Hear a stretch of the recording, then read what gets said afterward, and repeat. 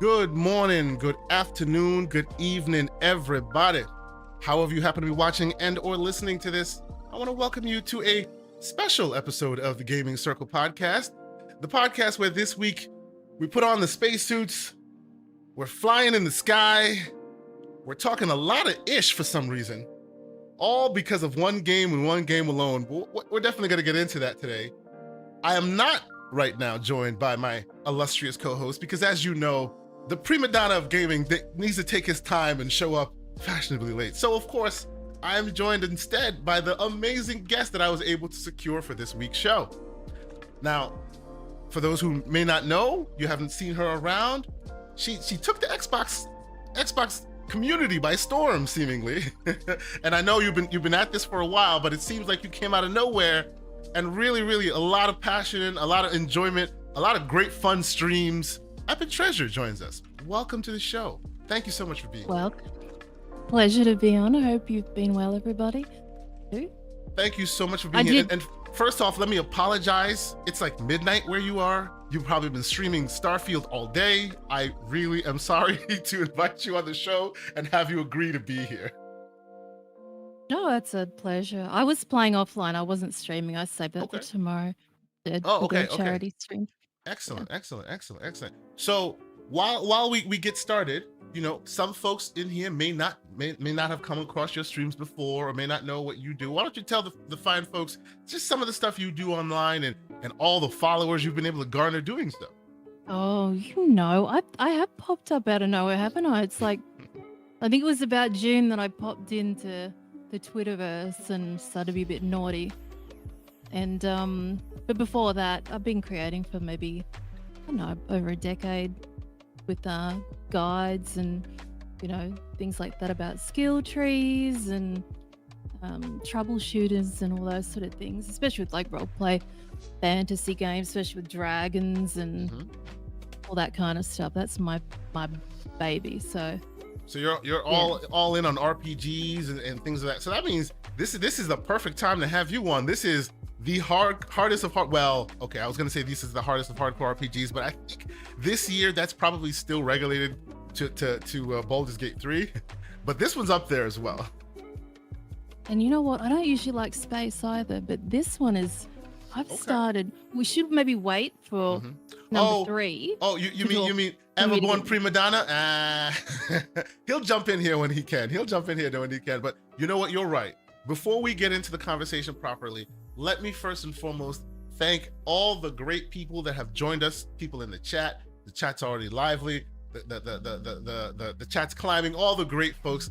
Gerald Mack, salute to you, good sir. I see you in here. He's always promoting, always supporting the realm, supporting us as well as the ILP. Thank you so much for being here. Gerald Mack, first here with a $5 super chat, saying just a little support for the channel and a couple, for the failed Constellation Edition delivery. Okay, before we go any further, let me quickly regale all of you with what has happened to me real quick, based on what Mr. Gerald Mack is saying. So first and foremost, I got my hands on the Constellation Edition. I was all happy, right? And I saw you unboxing yours there, EpicTreasure. You'll hear what happened to me. Don't even. How embarrassing was mine? It was all like up in your face. And at least you got it. POV. At least you got yours. I went to GameStop. GameStop said, "Oh yeah, it's all yours, no worries." And then they went, "Oh, last minute, nah, we ain't got it for you, fam." I'm like, "Are you kidding me?" And then shout out to El Boogie from Grown Woman Gaming, who's at PAX right now. I see you out there. Good for you. Like, she was able to secure, found it on Best Buy and sent me a message in the DMs. Hey, you want to go check out Best Buy? Checked out Best Buy, secured that. I was happy. Oh my God, I'm ecstatic. Come Thursday, while everybody else was getting theirs, Best Buy says, we'll ship yours on Friday.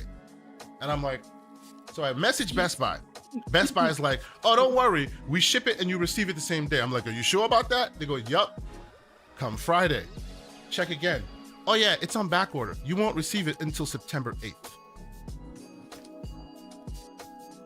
Oh. So needless to say, they got me for $33 because I was not stopping the game this week. So I played it and I still didn't get my damn Constellation Edition.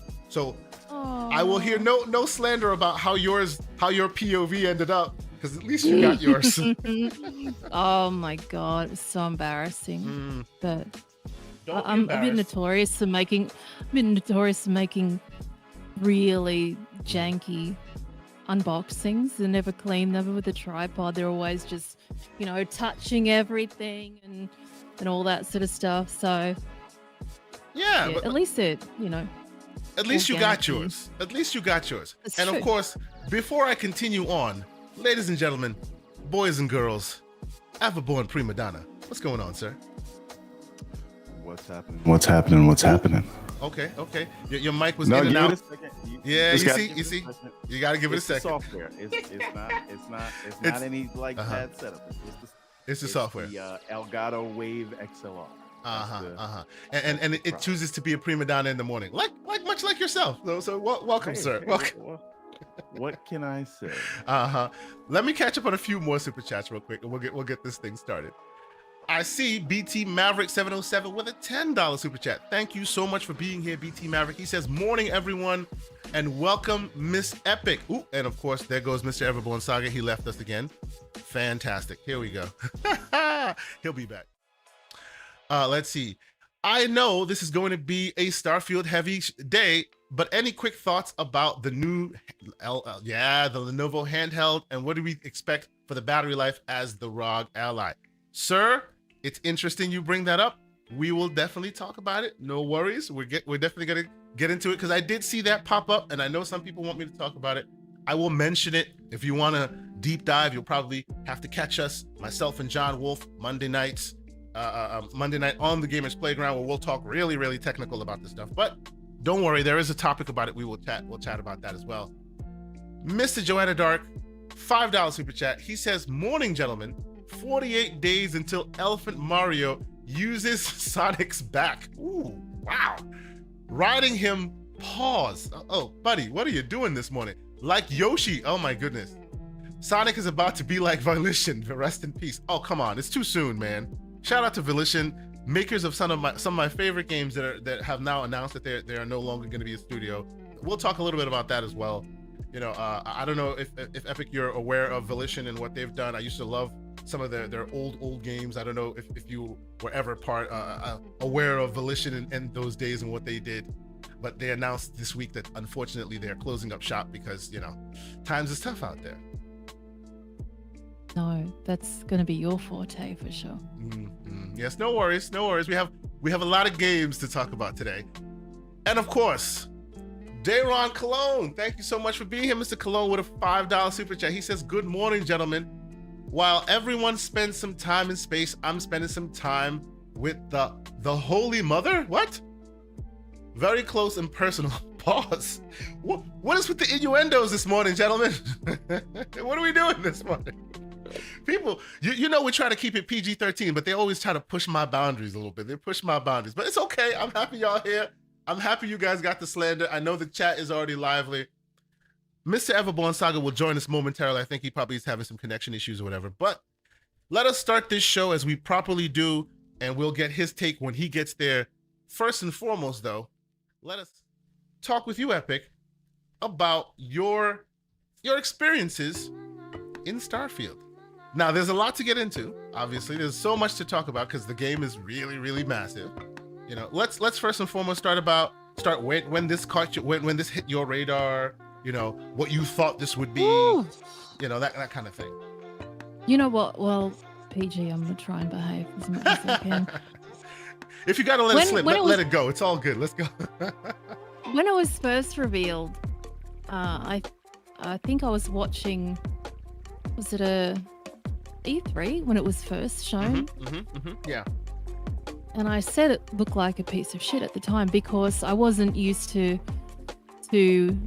Bethesda faces and everything like that. And I'm like, and the people that I was with in the broadcast at the time were like, thought there was something wrong with me. But because I'd been so spoiled with other games, like, visually beautiful ones, even though this one is, but, I got a lot of heat for that because I'm like, don't expect an Xbox person to be saying stuff like that live. But once I saw the 45-minute showcase, I was amazed at how ambitious it was. You know, it was like a game on a game on a game. Mm-hmm. And yeah, then I could appreciate the vastness of it then. And that's when I was like, ooh, you know. And usually with game shows and things like that, then you'll see me come onto Twitter. And usually then I just disappear. But with this time I stayed, especially when I started to get a bit more heat and grief from, you know, our beloved Pony friends.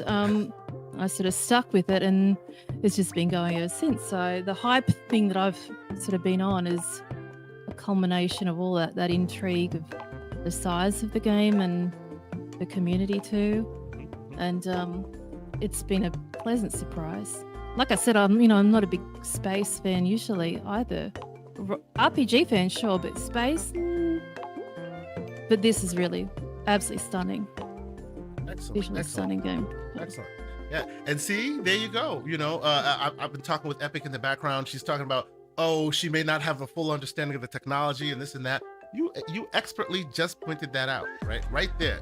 Most people see it, they give it short shrift because, oh, the faces don't look like this, oh, it doesn't look like that. But then when you see the ambition of the systems on systems, game on game, then you start to understand. I've said this to a lot of people, you know, game development, like the folks that make it are basically making decisions with where they put their resources. You want it to look amazing, it can, but then it'll be a very small game, right? They have to pare certain things back in order to blow other things out, and that's clearly exactly what's happening here.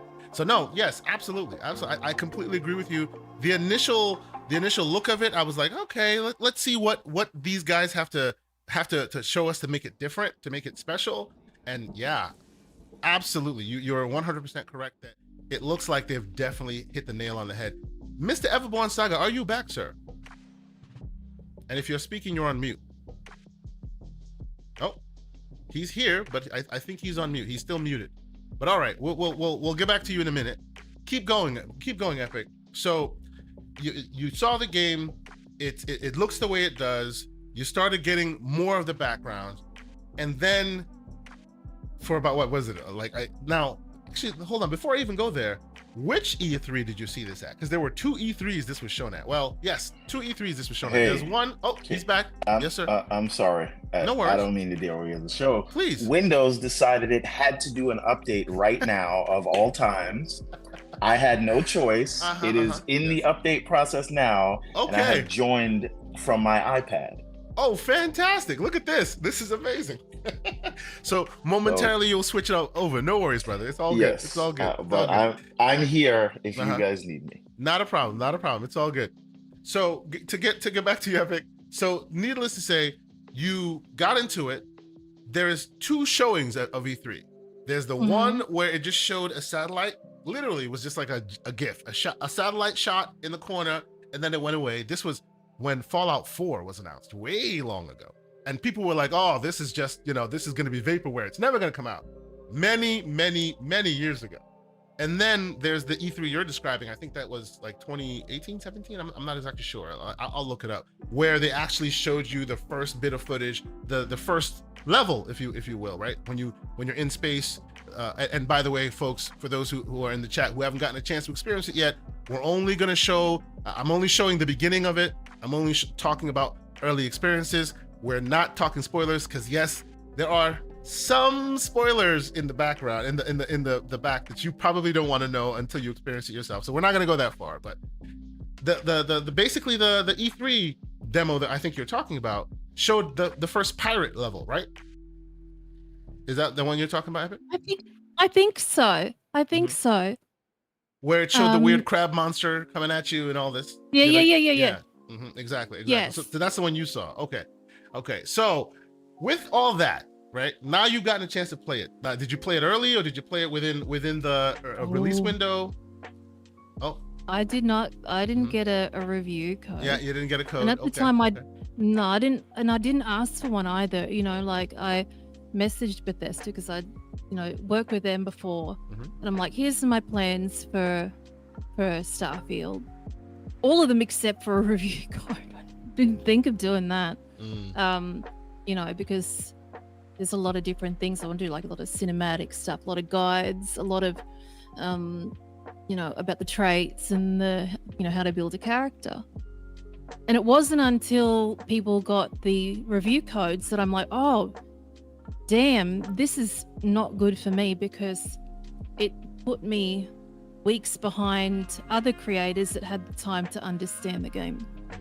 So I had to sort of scale back my time that I wanted to commit to creating for it, because as soon as embargo drops, then all the content goes up from the creators that second. It's all these guides, everything, and with all the leaks and things like that had happened, then I was just like, I was quite gutted, because I knew that I was so far behind, and I got to play it at least with early access, but I've restarted it now 5 times.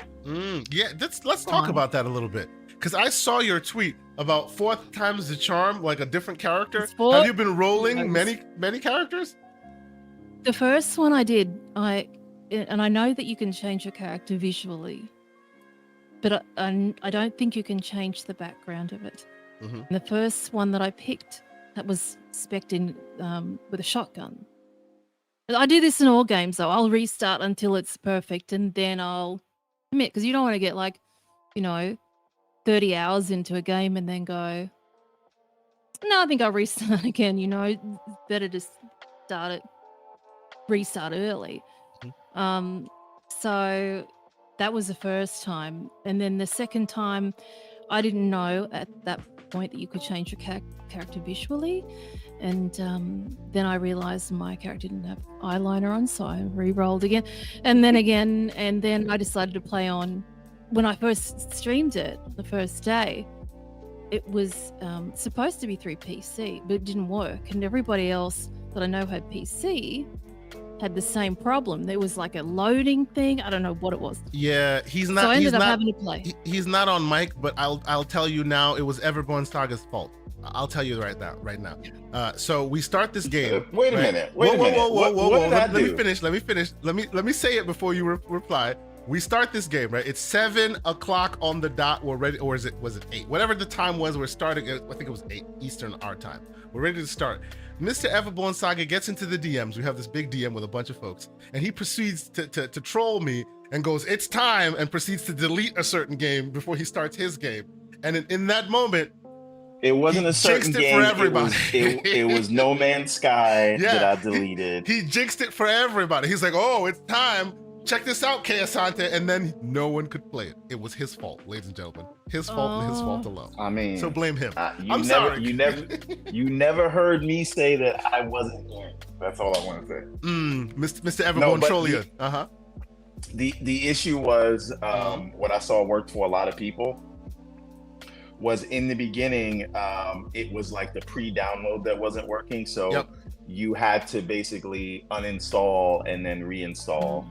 Yeah, I reinstalled the premium edition to get to work. Yeah, the servers were very good, because I was getting like 900 download speed. Yep. So they knew that their servers were going to get hit, so they did a good job. But yes, it was Everborn Saga's fault that we all had a false start. He felt the need to tempt the waters, and he failed horribly. I don't think No Man's Sky is that powerful, but. Continue, EpicTreasure. So I want to know now. You've started it. You've rolled the multiple characters, right? We'll get into all the backdrop and the drama and all. We'll get into all that. But just for your experience, you're a big RPG player, right? This has a lot of RPG systems. It doesn't hold your hand in certain places, and some folks have had words with that, right? What are your initial thoughts? What do you think while playing this game? How many hours in are you, by the way?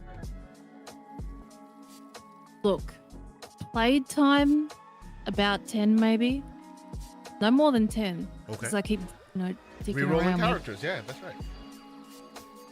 Yeah, but I'm very much understanding all of those little bits and pieces about them too. And having ADHD, once you get distracted, and you're playing a game that's so dialogue heavy, once you miss a little bit, then you start to skip dialogue, and then it becomes pointless. So I'd often restart a game if I don't feel like I understand what's going on too. So that is a contributing factor to everything too, this general distraction. So yeah, I when I've seen people play it, and I know, when people are starting it, it certainly doesn't hold your hand, because there's the area at the start when you're in space, and it's like, well, let me fly my spaceship, let me fly it down to the planet, and it's like, well, no, here's where you're gonna land, let's just go, you don't have to fly, because I was flying for like 5 minutes, and it wasn't getting you anywhere, right? No. I thought, how long is this gonna take me? This is really sim like. And then when I was live streaming, someone came into chat and they're like, how long did it take you to get to the planet? And I said, oh, I know what you're doing. I know what's wrong with you. Now this is how to do it.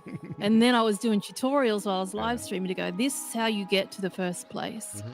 You don't have to fly. And that was a bit of a bummer, because Starfield's been,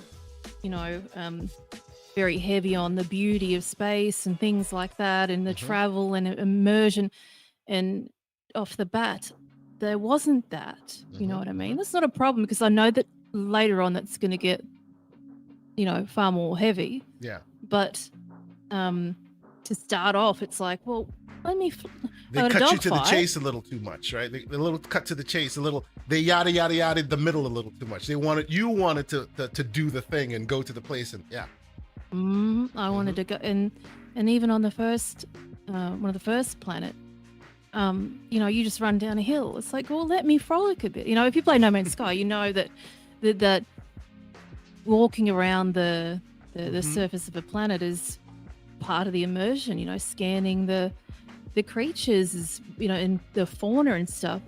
And then many of us. So you played No Man's Sky, I assume. Yeah.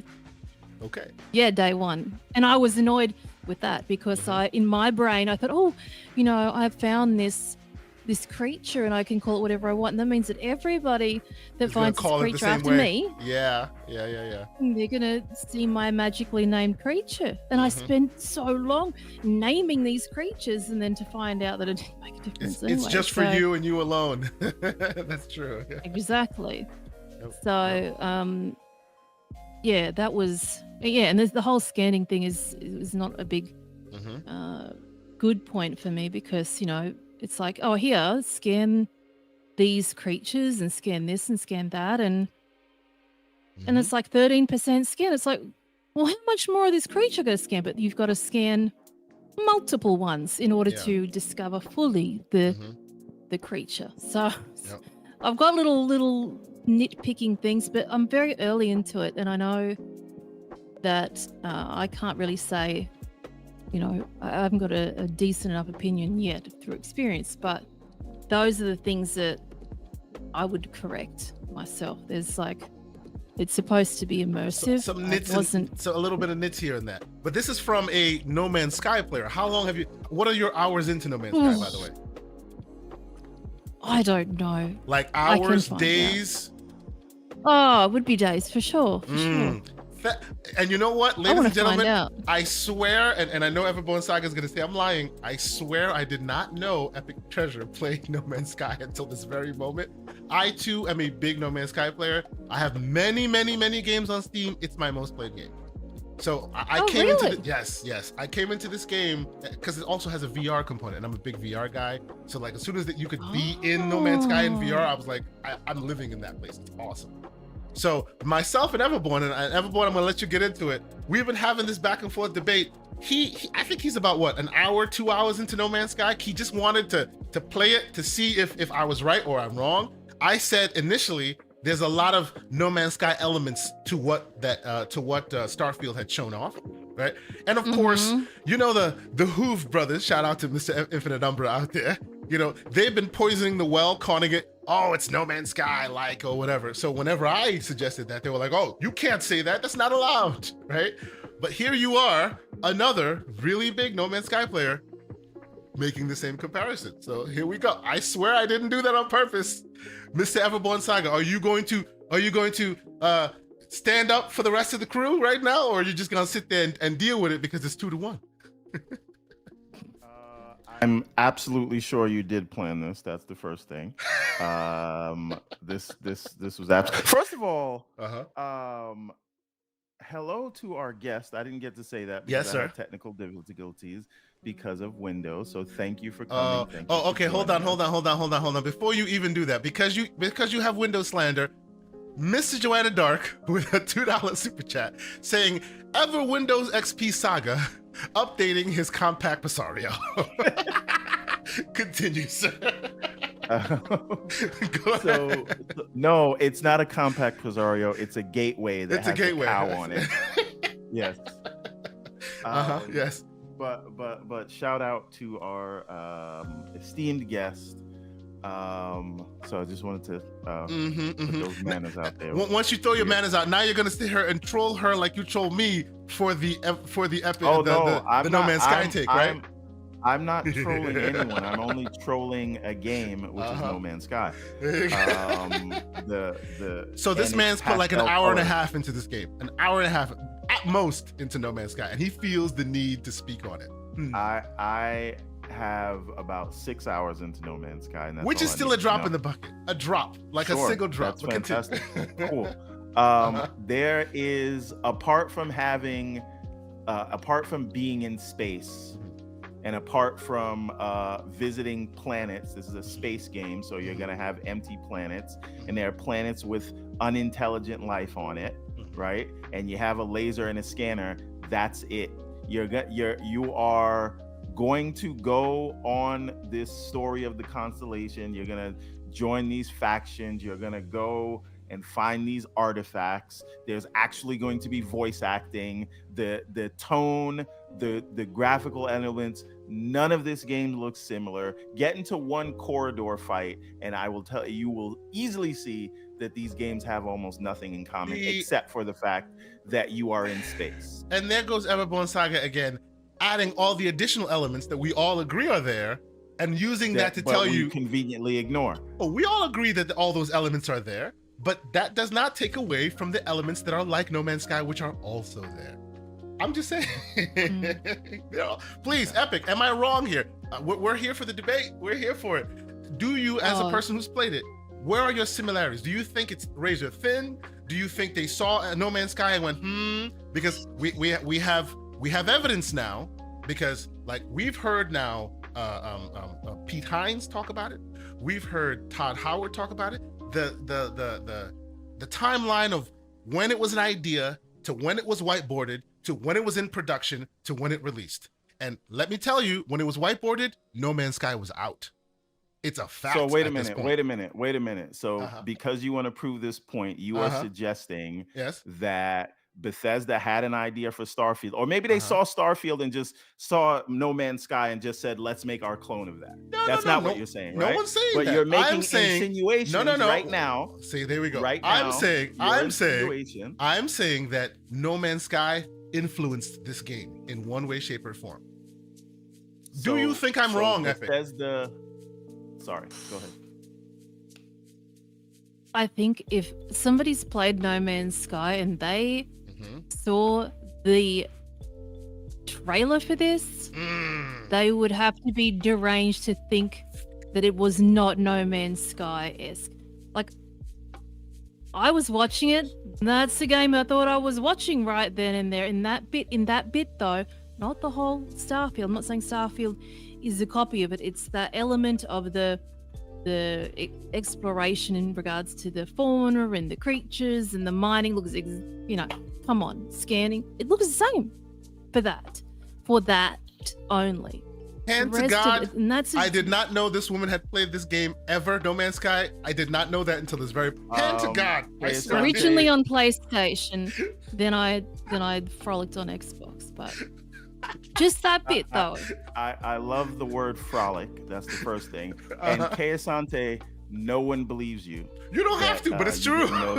See, and the best part about this is you are saying exactly what I have said to him over and over again. That's not what you're saying. Oh, because I would agree with our. You have to. You have to, of course, because you can't do that, right? Yeah. But who I am disagreeing with is you. With me, of course. And the insinuations you are making, as though Todd Howard saw this game and was like, all right, we got to change up the whiteboards and make it like No Man's Sky. Not saying that. So the point is, it is a game.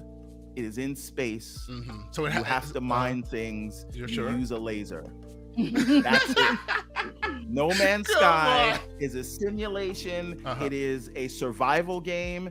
This is a Bethesda RPG through and through. And so while you do have some similar elements for it one has small No Man's part Sky of the elements. game, right? But don't call it a No Man's Sky like it, you could play No Man's Sky or this is Bethesda take on No Man's Sky, because that's not what it is. Sure. Actually, you know what? That's all I'm saying. You know what? I'll give you that, because as Epic has already pointed out, there are certain parts of No Man's Sky because and Epic, you pointed that out before as well. They use their resources differently, right? They, instead of having the faces be amazing, they put a lot into the exploration, as well as the world building, as well as the cities, as well as the super detailed technologies, right? Oh my God. And because of that, instead of doing what No Man's Sky did, which was, here's your ship, you can go where you want, you can do this, you can do that, they went, oh, you want to go there? Cut to the chase, you're on the planet.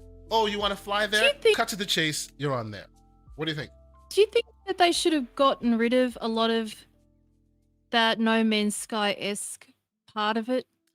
It does well. And put more into the so RPG I haven't gotten too far. Like I've been really mainlining the story so far, and they say that if you take the off the beaten path and you just go and explore, then maybe you'll see more of that. But I haven't gone off the beaten path enough to know to feel whether the quote unquote No Man's Skyness is superfluous or not. All I've had is what you're seeing there on the screen. I had a dogfight in the sky, went on the planet, and after that I've been following Constellation because I hear there are reasons to go through the story and get certain things. So I'm going through the story to get those things, and then afterwards maybe I'll start exploring. So I don't think I'm mature enough in the playing of the exploration part of it to know whether it's more or less No Man's Sky like enough, right? But I do hear you on, like you were describing before, where you're in space, you think you have agency, you can go, you can do, but you kind of don't, right? You're just hitting the button to get to the landing cutscene to then move on, or you know what I'm saying? Like, rather than, hey, you're entering the atmosphere, let me land my own spaceship. Exactly. Stuff like that. But that's a very specific No Man's Sky player problem, right? If you're not that player, this is no big deal for you, right? It's unique to you and me because we have played that game enough to where that becomes part of the immersion process. You know what I'm saying? So yes, and for the record, I did not set up Mr. Everborn Saga. So says Mr. Joanna Dark, who's in the chat right now, like stoking the fires. Mr. Joanna Dark with a $2 super chat. He says Sean Murray and Gabe Newell paid Kay Asante off. If only that was the case, sir, I'd have a better camera right now. I'd have a better PC right now. You'd be seeing me in the cockpit of Starfield itself. That's not the case. Wait a minute. Don't you have a 4090? What are you talking about? You'd have a better PC, bruh. Just because I got it like that doesn't mean you gotta be no. But you talking about you'd have a better PC. What better PC are we talking about? Oh, there are always better PCs. That PC was bought and paid for with Gabe bucks. Okay, with Gabe bucks, he says. Oh, by the way, let's take a quick moment and talk about the photo mode. Have any of y'all tried the photo mode? I have not yet. Epic. Hey, before and I don't mean to. No, please talk. But before we get started, today, ladies and gentlemen, we have a guest.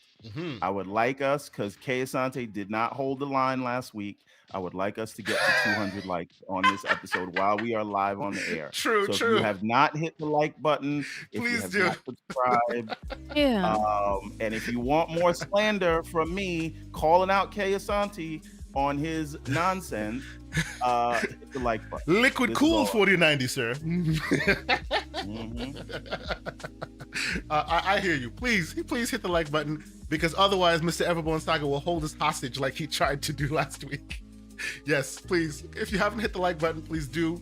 If you're thinking of subscribing, please do. It's a free button. You know, it's right there. You hit it. You hit the notifications, and every time we come online, you'll know that we're here to present more slanderous takes for you. So, okay, that photo mode, EpicTreasure. I know you love. I've seen some of the other games that you played around in photo modes on. What do you think of this thing? It is stunning. And chat, if you're wondering why I keep looking up, that's where the monitor is, where chat is. So that's that. If I keep doing that, the photo mode is crazy. Like, I was so excited for Horizon Forbidden West photo mode. Yeah. As terrible as the story is, but when I went to photo mode, I inadvertently zoomed in on Aloy's fingers, and you could see all the calluses on her fingers. I'm like, wow, that's amazing. Yeah. And this time, in this game, I was taking a picture out in space of the spaceship, and I wanted to get a picture of my pilot. But then I went through the ship, through the whole ship, and then I got to the back of the ship, and that's where I noticed all these postcards. Like, I posted this on Twitter. All these postcards on the wall. This was like in photo mode. I went all the way through a vehicle and then went to like the smallest thing I could find, and there are little buttons on this table there, and zoomed in, and you could see them as clear as day, you know. So I'm very interested to dive a little bit deeper into the photo mode in the city to see how far, like in Far Cry, the most recent Far Cry did that too. Like, they had a beautiful photo mode where you could put a fire in front of your character, and then you could illuminate, the face and behind them and stuff like that. This one doesn't have that, but you could zoom in all the way to the ocean and take pictures of the fish in the ocean, you know. But this one just blasts ass in photo mode, and it's amazing. Like, the detail is sick. And a quick thing on photo mode for those who need to know: when you're in combat, you could just photo mode real quick and look around the corner and catch everybody about to come catch you some smack. You could know where because if you're standing in front of a door, that photo mode, you know how usually photo mode has a like, what do they call it, a gate around the character. You can only go so far. So sneaky. Photo mode goes so far, you can literally check the entire area and see where all your dangers are, and hey, all right, this dude is here, that dude is there, right before you even enter. Pro tip. So you could just and actually, I discovered that by accident, because they I don't know if they did that on purpose, but they put the photo mode right on the clicker of the Xbox. So I accidentally clicked into it right when I was doing battle. I'm like, oh, so I can just keep going and see where everybody is. Drone. You got your own little surveillance drone. It turns into a surveillance drone. Exactly. You can literally click it and survey the whole area before you get into combat. It's kind of sneaky, but it gets the job done. You know what I mean? Because I had like 10 pirates ready to murk me. I needed to protect my neck. You know, it's one of those things. You know what I'm saying? But no, the photo mode is absolutely fantastic. I completely agree with you. I'm expecting to see a lot of really, really creative people, far more creative than me, do some super interesting things. I appreciate that you brought up Horizon Forbidden West, one of my favorite photo modes in any game, because let's be real, that game represents people, just people, so well. I have never seen a game that has people looking as good as they do. Yeah, some people had some faults with the story and the game and all of that. I love the moment-to-moment combat. Story is what the story is, but man, like, you need to pause, go to photo mode and look at those people, because even the fuzz on the skin, you're just like, wow, like, how did they get so damn detailed so well? So yeah, absolutely. And I think, faces notwithstanding, I think this also has very, very cool, very interesting details. Mr. Everborn Saga, let us get you in on this conversation, sir. I've seen you swimming in pools, wearing your full suit on. People have problems with that. I've seen you doing some interesting things on these here every Starfield post streets about this game. People have problems with, right? True. And this is why I do not. Before we get argue into the with problem people stuff, about these things. I just want your experience. You started playing it, you know, as we've established, you're not the biggest No Man's Sky guy. That's fine. You know, how are you at Bethesda in general? I'm the smallest No Man's Sky. Fine. What are you, Bethesda? Before then, what was your big Bethesda experience? I have my biggest Bethesda experience is Oblivion, believe it or not. Okay. I've never played a Fallout game. Wow. Really? And I barely touched Skyrim. I mean, these are in Game Pass day one. They've been there. They're there now. Fantastic. Why have you chosen not to try it? With kids, jobs, and not enough time to even play the current games that's out. True. I was looking forward to this. There was a lot of hype behind it. But it's the same thing, right? I'd never, like, Elden Ring was my first Souls game. Right? Yeah. Didn't keep me away from it. I was kind of upset at it at first, and then we all know how that turned out. So Yes. I am about 8 hours into the game so far. Okay. Respectable. I'm about 12 or 13. And it's not a competition. No. It's respectable. You know, it gives you a good idea of where you are. You know, it's good. Right. So I do have shout out to J Rock in the chat. Yes, sir.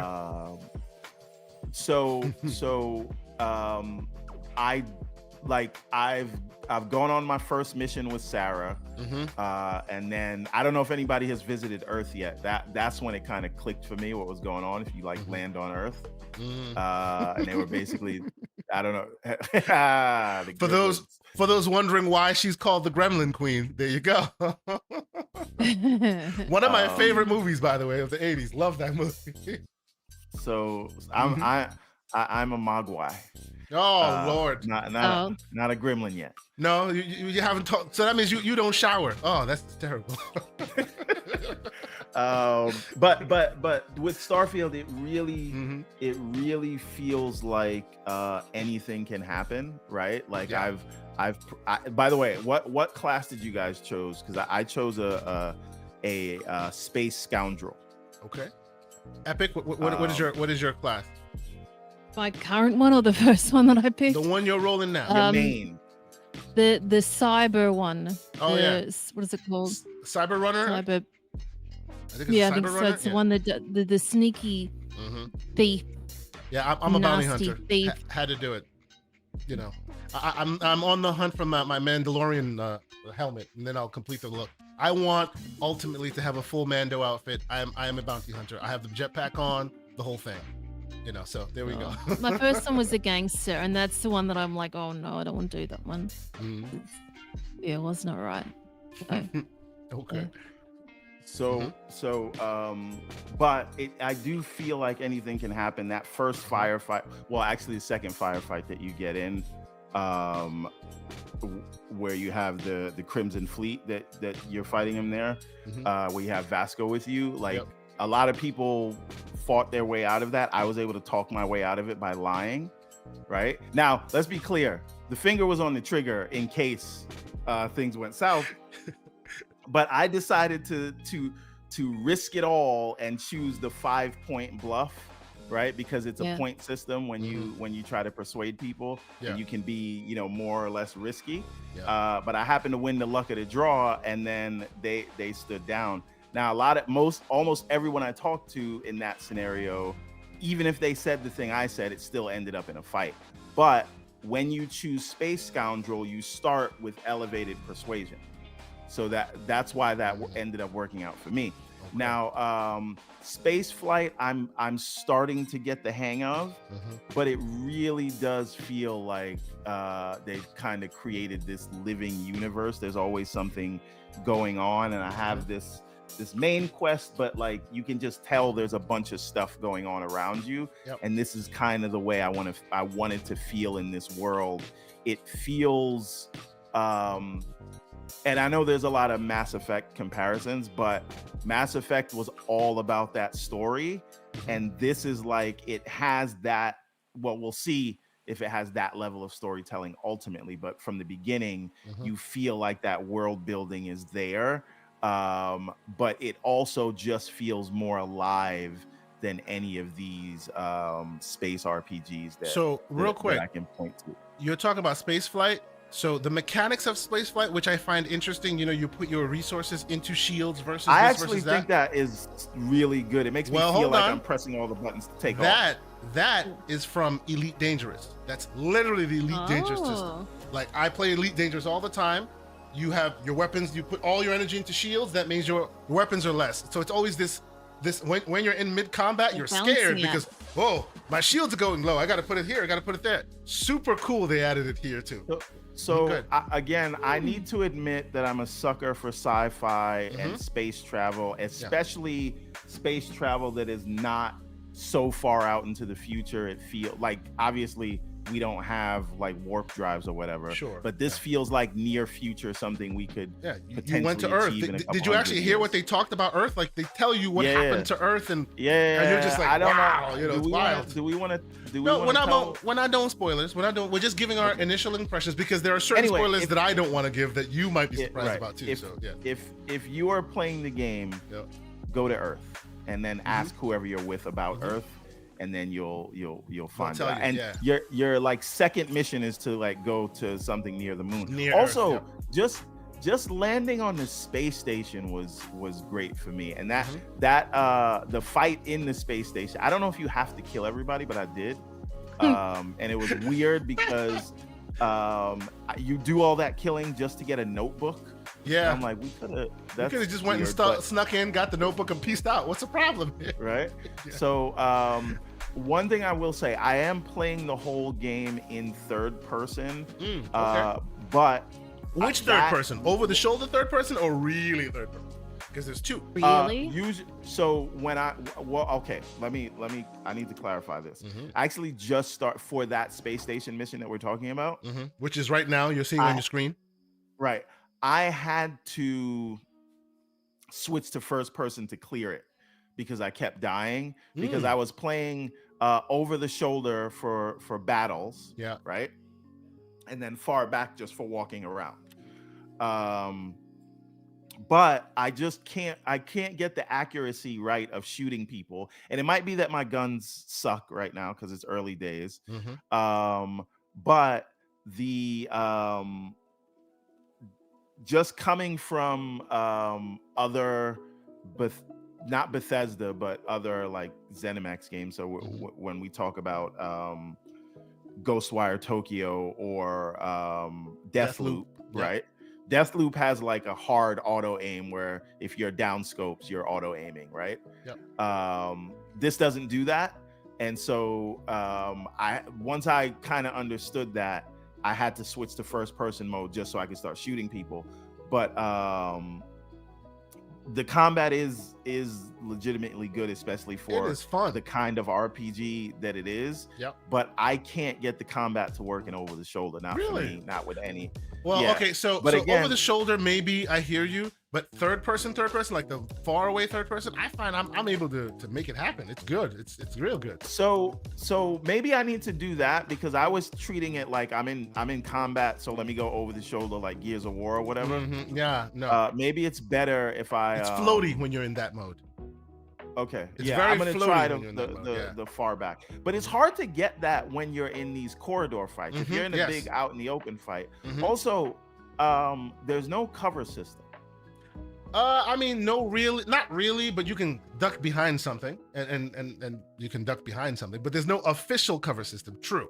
And then Vasco gets in your way too damn often. Oh, do you punch him? Not just Vasco. Punch the shit out of him? Yo, I pistol whip Sarah by accident. I'm like, get the hell out of here. By accident, I do it. I do it to move her. Bash, bash, bash, move. Move out of my way, Sarah. It's actually crazy. There's one place to kind of take cover. You jump out of cover so you can shoot, and then Sarah's jumping in your spot. You know what I'm saying? You know when you're in school and then you get up out of the chair and then somebody like, I jumped in your grave. Right? Yeah. Like, what are we doing here? So Mr. Slow-Mo Backslap says he hasn't played the game yet, and he's hoping that well, first he says that the Deathloop combat was abysmal, and he's hoping the Starfield is better because he hasn't played it yet. Your estimation is Starfield is better. It's 10 times better. I agree. It's just that I suck right? So I got to figure out aiming, and I'm not gonna lie, I would have appreciated if there was a little. So real quick, this right here, this is literally pulled from No Man's Sky. The crab and all. Tell me I'm wrong, Epic.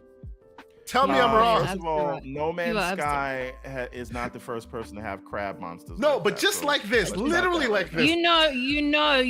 You could feel your hands on that controller watching this and go, oh, I'm playing the game that I'm used to playing. Yes, it just does. It just does. No Man's Sky doesn't even have film grain. It absolutely has film grain. What are you talking about? I turned it off too. I turned that off. Bang. First thing I did, bye film grain. Yeah. I turned the film grain off immediately. Go ahead. So about film grain though, I turned it off on the PC. Yeah. And you played it on the PC? I told you I played it on the PC. You don't pay attention to our chat. Well, sometimes. Okay. So you're playing it. He's playing a 3080. Okay. I see you, sir. By the way, ultra. Well, because I need. I could play it on the Xbox while I'm in the office because I did move an Xbox there. Okay. But I installed it on PC because I was like trying to work and do that at the same time. Yep. My whole sick routine didn't work. Me either. Well, let me tell you why it didn't work, right? If you're gonna leave, somebody has to be around to like pick up the slack. And then my manager happened to be out for whatever, he had some emergency or whatever. So it's not, I couldn't be out and then he was out, because then when an application breaks in production and nobody's around, it's gonna be too many questions to answer on Tuesday. So I'm like, all right, I gotta stay. So I ended up installing it on the PC and playing it. 3080, 64 gigs of memory. You already know I got the i9 whatever. Yeah. Ultra settings. Same as me.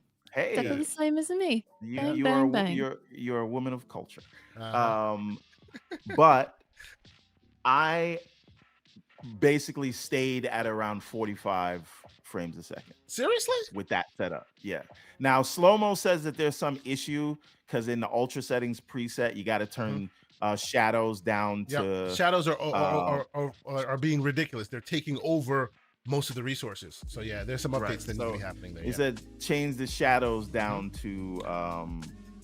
Also, for those who feel the need to play a little bit, you can if you're a NVIDIA user, you can, with a couple files you place in certain places, you can use DLSS instead of FSR. So that might help too. For now. Yeah, I'll put that on. I'll try it now.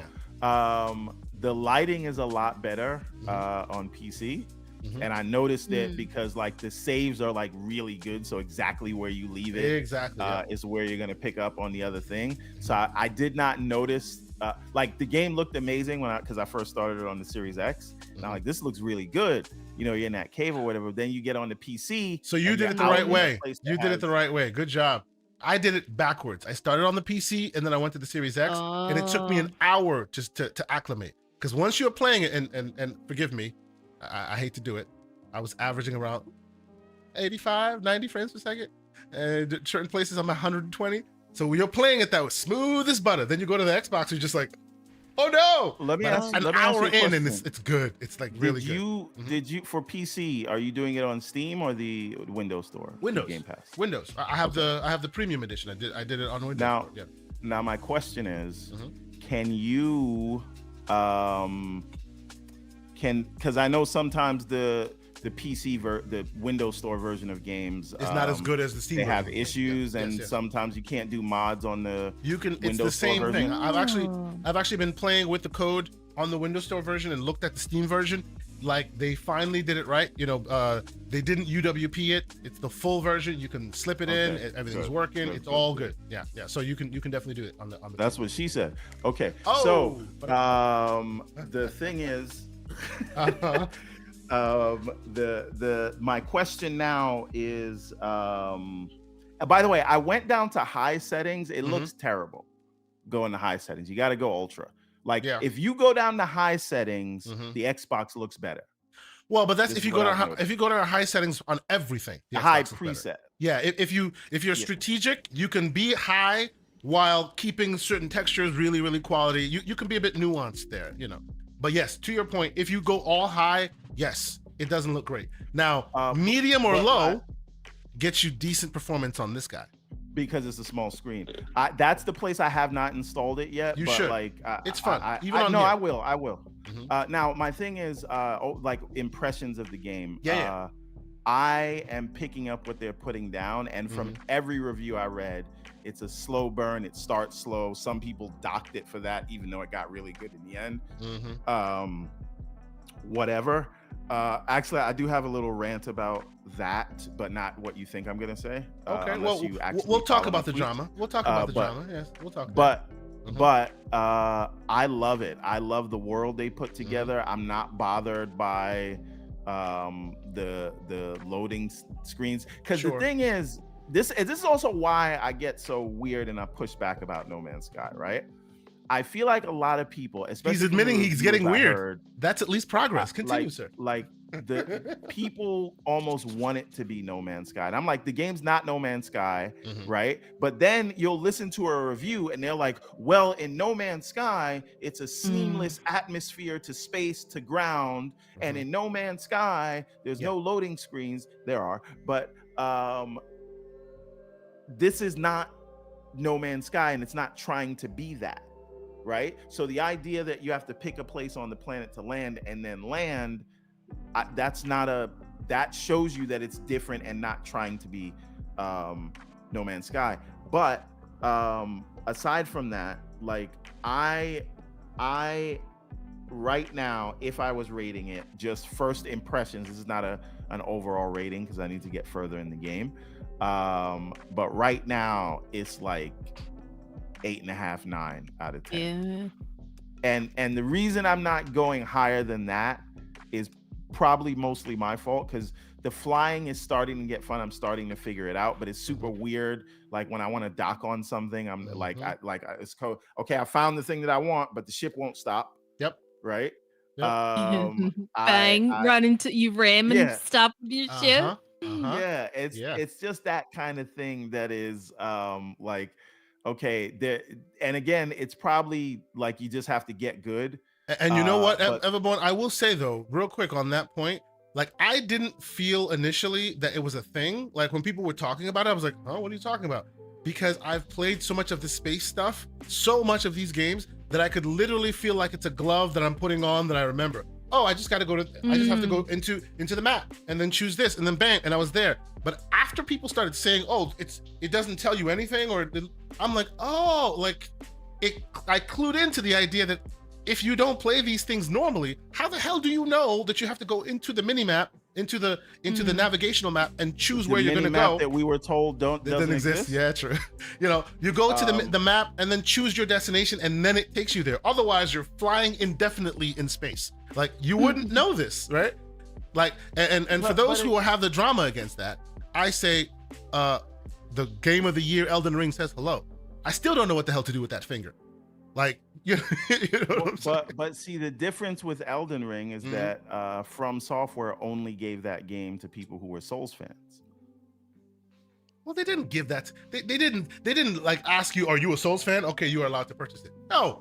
Even you joined in. No, that's not what I mean. I'm saying when we look at the critical reception. Oh no, I'm not talking about reviews. Reviews is a different conversation. I'm talking about but we're saying we ultimately are talking about it because we're saying that people were upset about it not explaining anything. It doesn't bother me that they don't explain when anything. I say people aren't upset about explaining it, I mean normal users, not reviewers who docked it. I'm talking normal users, because I don't pay attention to the meta of it. I try to, you know, hey, are you playing? How you feeling? Some people were saying, hey man, you know, like there's no tutorial. I should know. They should be teaching me these things. And I didn't initially grok that, because I thought that to me, this stuff is kind of like Red Barrel. You know it's a red barrel and it explodes because you speak gaming. Yeah. Nobody tells you that it's a red barrel and it explodes. But that's because I've played a lot of the space games. My brain equated it to that Red Barrel scenario, when clearly not everybody plays these kind of games. So it was definitely something they should have actually possibly given you a tutorial. Hey, this does this does that. You know, they did a good job with the shield versus grav versus a gun stuff. They really showed you that. but the general conversation around how to get around in space and all that, it does seem like it's lacking in tutorial. I didn't care because it's kind of old hat, but most people don't play all the games I play. So I kind of see where the criticism lies there. Not criticism from the reviewers, because that took on a whole different conversation altogether. But those who have played it and are saying, hey, some of those tutorial things could have helped a bit. I get that. You don't agree? I mean, yes and no. So part of it is and it just depends on the person, right? Because part of it is fun when you figure a thing out. Yep. But not everybody. Some people get frustrated with that, like, oh, I could have done this the whole time. And I'll give you an example. Tunic, right? There's things you figure out in Tunic that you could do from the beginning almost. Yeah. And you just didn't know it. You don't know it. That's right. Right. Yeah. So, and for a lot of people, for some people, that was like super annoying. And for other people, they were like, wow, that's like genius. So it's really going to be like a Rorschach test almost. But the other thing is, it is also wild to me that this is day one, right? Meaning this is, because we look at how a lot of games release, and I'm not saying the game doesn't have bugs. I'm not saying the game doesn't have issues. I have seen bugs and issues. You posted a bug or an issue or whatever. So hilarious. She's like shaking. I think they need to also, if you care about that accessibility stuff, this game's terrible. Yeah. Right. Yeah. They just don't do anything. They're like, here's some big text. Get out of my face, right? And even the big text is not that great, because on the ally screen, the big text is tiny and you can't make it even bigger. That's what I'm saying. Like, I'm old, right? Yeah, we need big text. So, that's right. Right. So, but I just feel like there's so much going on that even with the niggles, as it were, it shines and it makes you want to go further. And I'm just like, if this is the slow burn and if this is the beginning and people are telling me it gets way better from here, that just makes me even more hyped to explore, because I'm having such a good time so early in, right? See, like, look at Vasco getting in my damn way right now. I'm sorry, continue. Right, and you would think he would attack back. You're thinking, you'd think he'd start fighting. Mine went rogue. He started to be violent when I wasn't being violent. I'm like, dude, what are you doing? I want to know if I can like hack Vasco and turn him into a homicidal maniac. Maybe you find a way to do it already. Maybe we could be nice to trade, because you can have the crazy one that I've got. I'll take it because the other one's just talking too much. By the way, what traits did you guys add? I added no traits. Any of the traits that would. So I added no traits. Was strategic. I was very strategic with my traits. Okay. I didn't want any traits that would lock me out of faction, right? Yep. And there are only like 3 or 4 that you can choose. One of them is like a house, which I'm like, why the hell do I need a house? I did that. You took the house? I did the train. Yeah, I did. So now you got money. You get a workbench. It's like you put the workbench in there. You put your, I think, pharmaceutical. Like it's like, I guess, not that I play Fallout, but in Elder Scrolls Online, like you can, with your houses, you put your bits and pieces in there to build your stuff, and yeah, like I had to have the house, and I could decorate it, so that's even there you go more exciting. But you got to pay for it though. You got to isn't it like a stipend every X amount of like credits gets taken from you or whatever? A week or so. I don't know. I don't know how bad that's gonna be. My 13-year-old plays Roblox, and she's showing it to me. She's like, "Oh, I gotta build a house, but if I want to make the house, I gotta go and play, and you have to work in here." And I'm like, "You have to clock into work in this video game so that you can build your house." And I'm like, I don't know if this is, maybe that's teaching responsibility. Hey, but this maybe. is wild. Sorry for the sidebar, but I just thought. No, it's good. It's good. Hold on, real quick. Like, Sith Lord, $2 super chat. Epic, I love following you on X. Thanks to Gaz. Thank you so much. Salute to Sith Lord for jumping in. We have fans of yours all over the place there, Epic. They are regaling us in the chat with all the crazy things you do on your streams. It's good. Fast mover, aren't I? I've only been around since June on X, Twitter. There you go. There you go. You're getting fans wherever you go. Well, I got to tell you, I am fascinated by the wall in the background. What color you want? I'm gonna let you pick the color. All right, let's go with blue if it won't blow out the whole color correction. We're not going to volcano this week. Nice. Hilarious. That's awesome. But aside from that, I chose adoring fan because they just come up to you. You have to listen to them talk to you, but they give you stuff. Yeah, super annoying. He's only interrupted me once.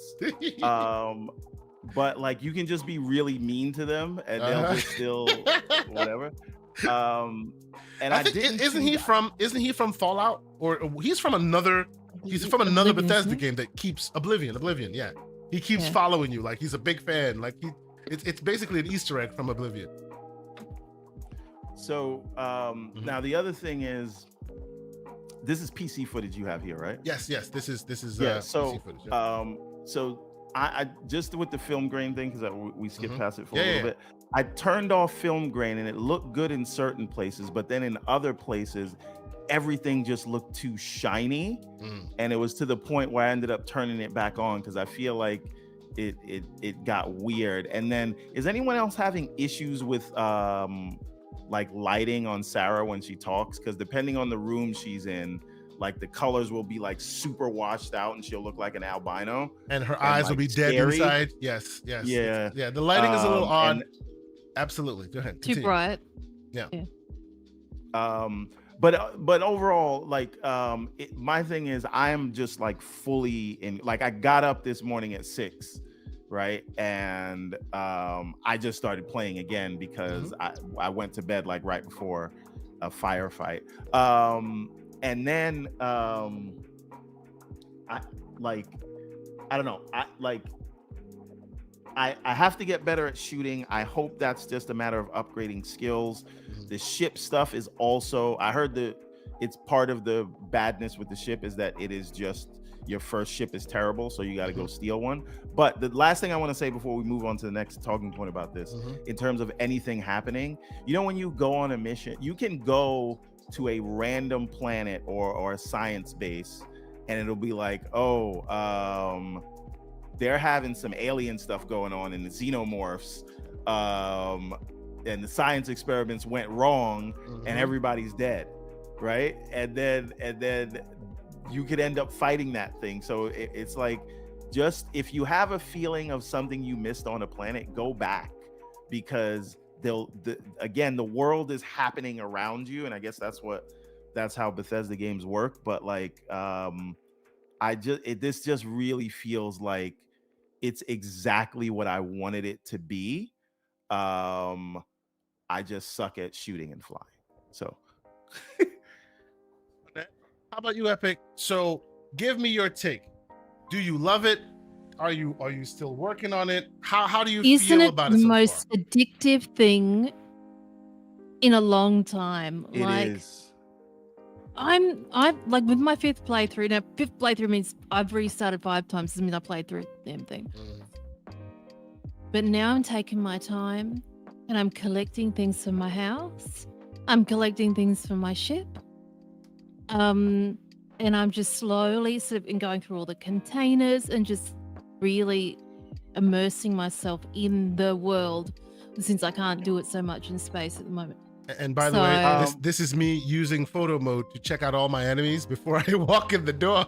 You sneaky. This is me. See, there they are. They don't know I'm there. This is them. I'm like, I got something for you people. What kind of gun is this guy? What can I loot up this? They're all just sitting there. They don't know. One thing I will point out, it looks like the game doesn't have stealth kills. Yeah, and that's I meleeed somebody from behind and they just turned around and started fighting me. I was like, is this Redfall? Could it be like a feature you get later? It could be.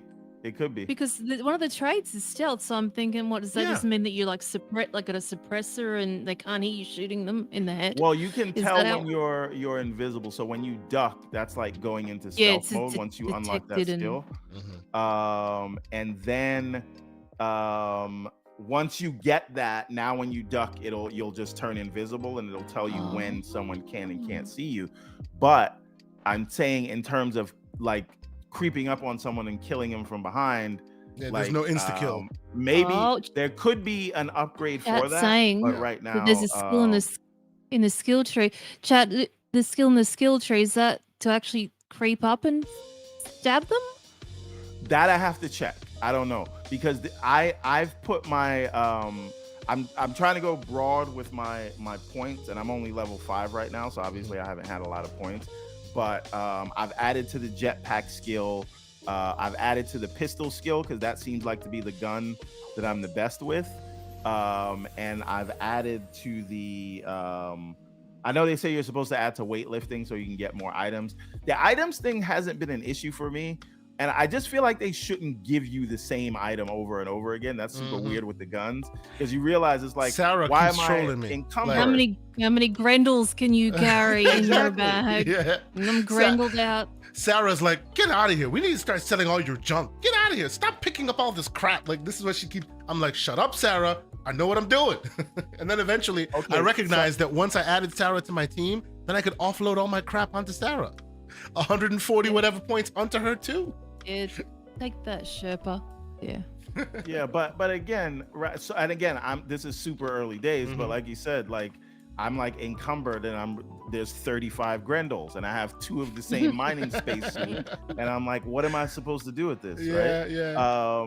So that is it's like a minor annoyance. Also, the game does, I know there's issues with like inventory management, but once you use that quick wheel that you got on screen right now, you can just add whatever you want. Like it's not. It's Another not that thing big of a deal. people were talking about the idea that, hey, the quick wheel is there, but most people don't know how, like they didn't know to use it. It wasn't Those told to people them. don't know to press the D-pad. Get out of my face with this nonsense. Listen, you know what? Let me move out. The thing is, breathe. Yes, Yes, continue. Yes. But the like, just overall, I really love the game. The one thing I don't get is people are going like crazy over the facial animations. I'm like, they're not that great. Like the faces don't look amazing. Yeah, in but this that's game. the thing. People are saying that they suck, which, you know. No, but saying the eyes are dead, but the emotions are there, and I'm like, let's God. slow down. Their eyes are alive and well in the city, aren't they? You seen some of that? Did you just see my one with the lady on the chair that's like, Yeah. you see that one? Oh my goodness. I swear it's almost like Bethesda went and scrolled through every great meme and went, all right, this character will be that meme, this character will be that meme. You can literally find Twitter memes in the city, and they're just like, I'm like, holy crap, like so many of them. Like in a wind tunnel. It's so weird, right? Like the game goes back and forth from looking like, you know, just standard fare to mediocre, and then other times you're like, wow, look at all this you're stuff looking at going the on, skin, like, the detail of the suit, and you're just like, texture, holy right. crap, like wow. And the Yeah. lighting too can be great when, like, you know, at times. Mhm. By the way, so and Sycamore has a super chat I want to read, but someone said you have to unlock the takedown skill. There you go. There So you go. that's why. So Oh. good. There's no Yes. takedown skill in Redfall. It's just garbage. This So guy, we are not here for Let's Redfall read slander. this. Like, what is wrong? This guy. I'm still mad at that game that they didn't give me cutscenes. Sycamore, but anyway. brother Sycamore, thank you for being here with a $10 super chat. He says, at Everborn, you can have the same gun but different perks. Craft weapon mods, weapon scope. You can have snipers. You can have a sniper maelstrom versus a automatic maelstrom. Go to the workbench. So I Awesome. did that. I still don't understand how crafting works, because you'll so you need resources, but you have resources, Mhm. but you have to press a button to apply the resources. And then when sometimes apply you the don't have the resources- second level to be able to unlock, to be able to do it. Even though you have all the resources, you still can't apply it because, oh, you're not at level 2 of craft skill yet. So you can't unlock that thing. Right, but on top of that, like Mm-hmm. you'll add the resources for the first item, Mhm. and then it'll automatically, like, I guess, create a resource for another item that you need, and it'll tell you that, but I'm not fully sure how it Yeah. works. So I really just keep pressing A on the things that And say I can upgrade. hoping for the best. Yeah. Right, and I would love to understand how that works. Right now, I don't. I'm literally just going there and mashing the A Bro, button. we are on the same page. Mine's a little different. I've been trying to do the lockpick skill. I found a few love it. lockpicks out there. It's good. What I can't understand is, so you turn the wheel and you're supposed to fit them into the dial, right? And you fit them, but you can't go. You have to find the one on top, get rid of it, and then lower and side first. right. Yeah. So sometimes Well, you you're just out of wait it, a and you're not able to. No. Go ahead. No. So actually, Well, actually, you there's going to be 4 cylinders or however many cylinders Yes, to the that's right. lock. Mhm. You use RB and LB to go to the cylinder you want based on the key that you have. Thank you. See, I did not know that. Mhm. I did not know figured that. that out early You this see, morning. we're learning different Um, things. RBLB, good to know. Actually, you know what? Did they tell you? See, maybe the custom that red controller should barrel have thing. written it. It's a red You're not barrel playing thing. very many puzzle games, have you? No, I Hey, actually Asante. have. You Believe it or played not. Atomic Heart. You should know this. There you go. Atomic Heart has it. Deathloop has it. But for some reason, the button, I just wasn't getting the button combinations. I could not find what the cylinder. So I was able to unlock some, but that's if they already fell automatically to where the cylinders already were. But if I needed to switch cylinders, I'm like, RB, I just kept going through and I couldn't find it. I looked into the instructions, couldn't find anywhere it said so. So, there it is. We're all learning things. After the show, RBLB, I'll be doing that. Thank you, sir. Thank you. Hold on here. Super chat. Mr. Bushido has a Mr. Bushido, salute to you, good sir, with a $5 super chat. And he says, I stole a ship from Mercs yesterday. They landed and then ran, and then I ran their pockets. They actually took off and left the people on the planet. Oh my goodness. Listen, I came into this game to steal ships. There you go. I don't plan on ever building a ship. I'm telling you that right now. Yeah, me I'm neither. just here to take them. So hide your kids. Hide your wives. Yes. Hide your wives around me. Your ship. Trey Songz is Mr. Steal Your Girl. I'm Mr. Steal Your Ship. I hear you. So don't leave nothing around. I'm like your crackhead uncle. Oh no! Stop it! Now you're going too far. But okay, so we're gonna move on and talk news proper. Obviously, Starfield is still in the news, so we're gonna have a lot of Starfield talk there as well.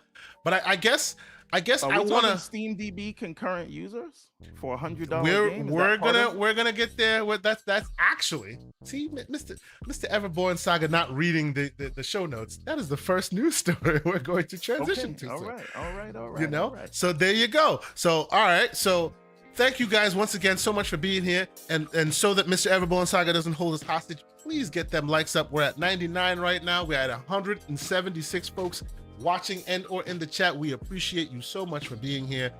Please hit that like button if you haven't had a chance to already. Please subscribe if you're new here. This is what we do here. We talk games. We try to keep it PG. We enjoy all the games and all the conversation around it. And yes, let us talk news and all the wonderful news drama that has happened around it. 230 concurrent players in the first 2 hours of its life on Steam. And obviously, Steam is the $100 version if you wanted to play it early. Obviously, there's probably that number is astronomically higher on Xbox, which they have not presented, or on the Xbox ecosystem, because there, if you have a Game Pass subscription, it's only $33, which is how I got to play, because Best Buy are a bunch of cravens. Neither here nor there. What do you think, Mr. Everborn Saga? You heard this number, 230,000 concurrent players. I'm sure that number probably crept up a bit more. What does that tell you when this thing opens properly, like on September 6th? No, well, and this is the thing about that the game is actually, like you said, not out yet, right? So for a game that's not out yet, and like right now there's 216,000 people playing this thing. And if it's on Steam, that means each of them paid $100. Right. Everyone paid $100 there. This is not and this is a game that you could get for $30. Yep. Even if you wanted to play the PC version. Hey, but Steam this is alone, a game. This is a game you can get for, what is it, $15, $16, whatever the Game Pass subscription is. You subscribe for a month, you got it on console, you got it on PC, you're done. You ain't got to pay more. Right. So only Steam had a peak concurrent of 200 and right.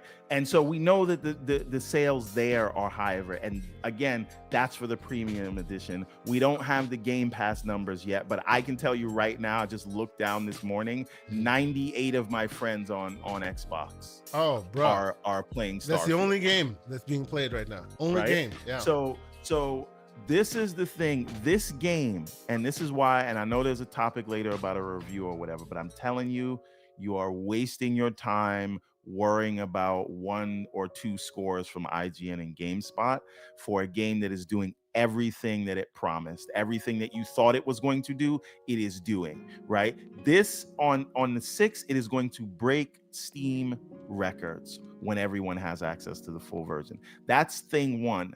Thing two, it's going to break Halo Infinite 20 million in the launch window numbers. Easy, it's going to break that. Yep. And people are going to be playing this game for years to come. The modders have not even really had their coffee yet before they went to work on this thing, right? This is the game today, before quality of life updates, before graphics patches, before the 60 FPS version that Kayasante believes is coming.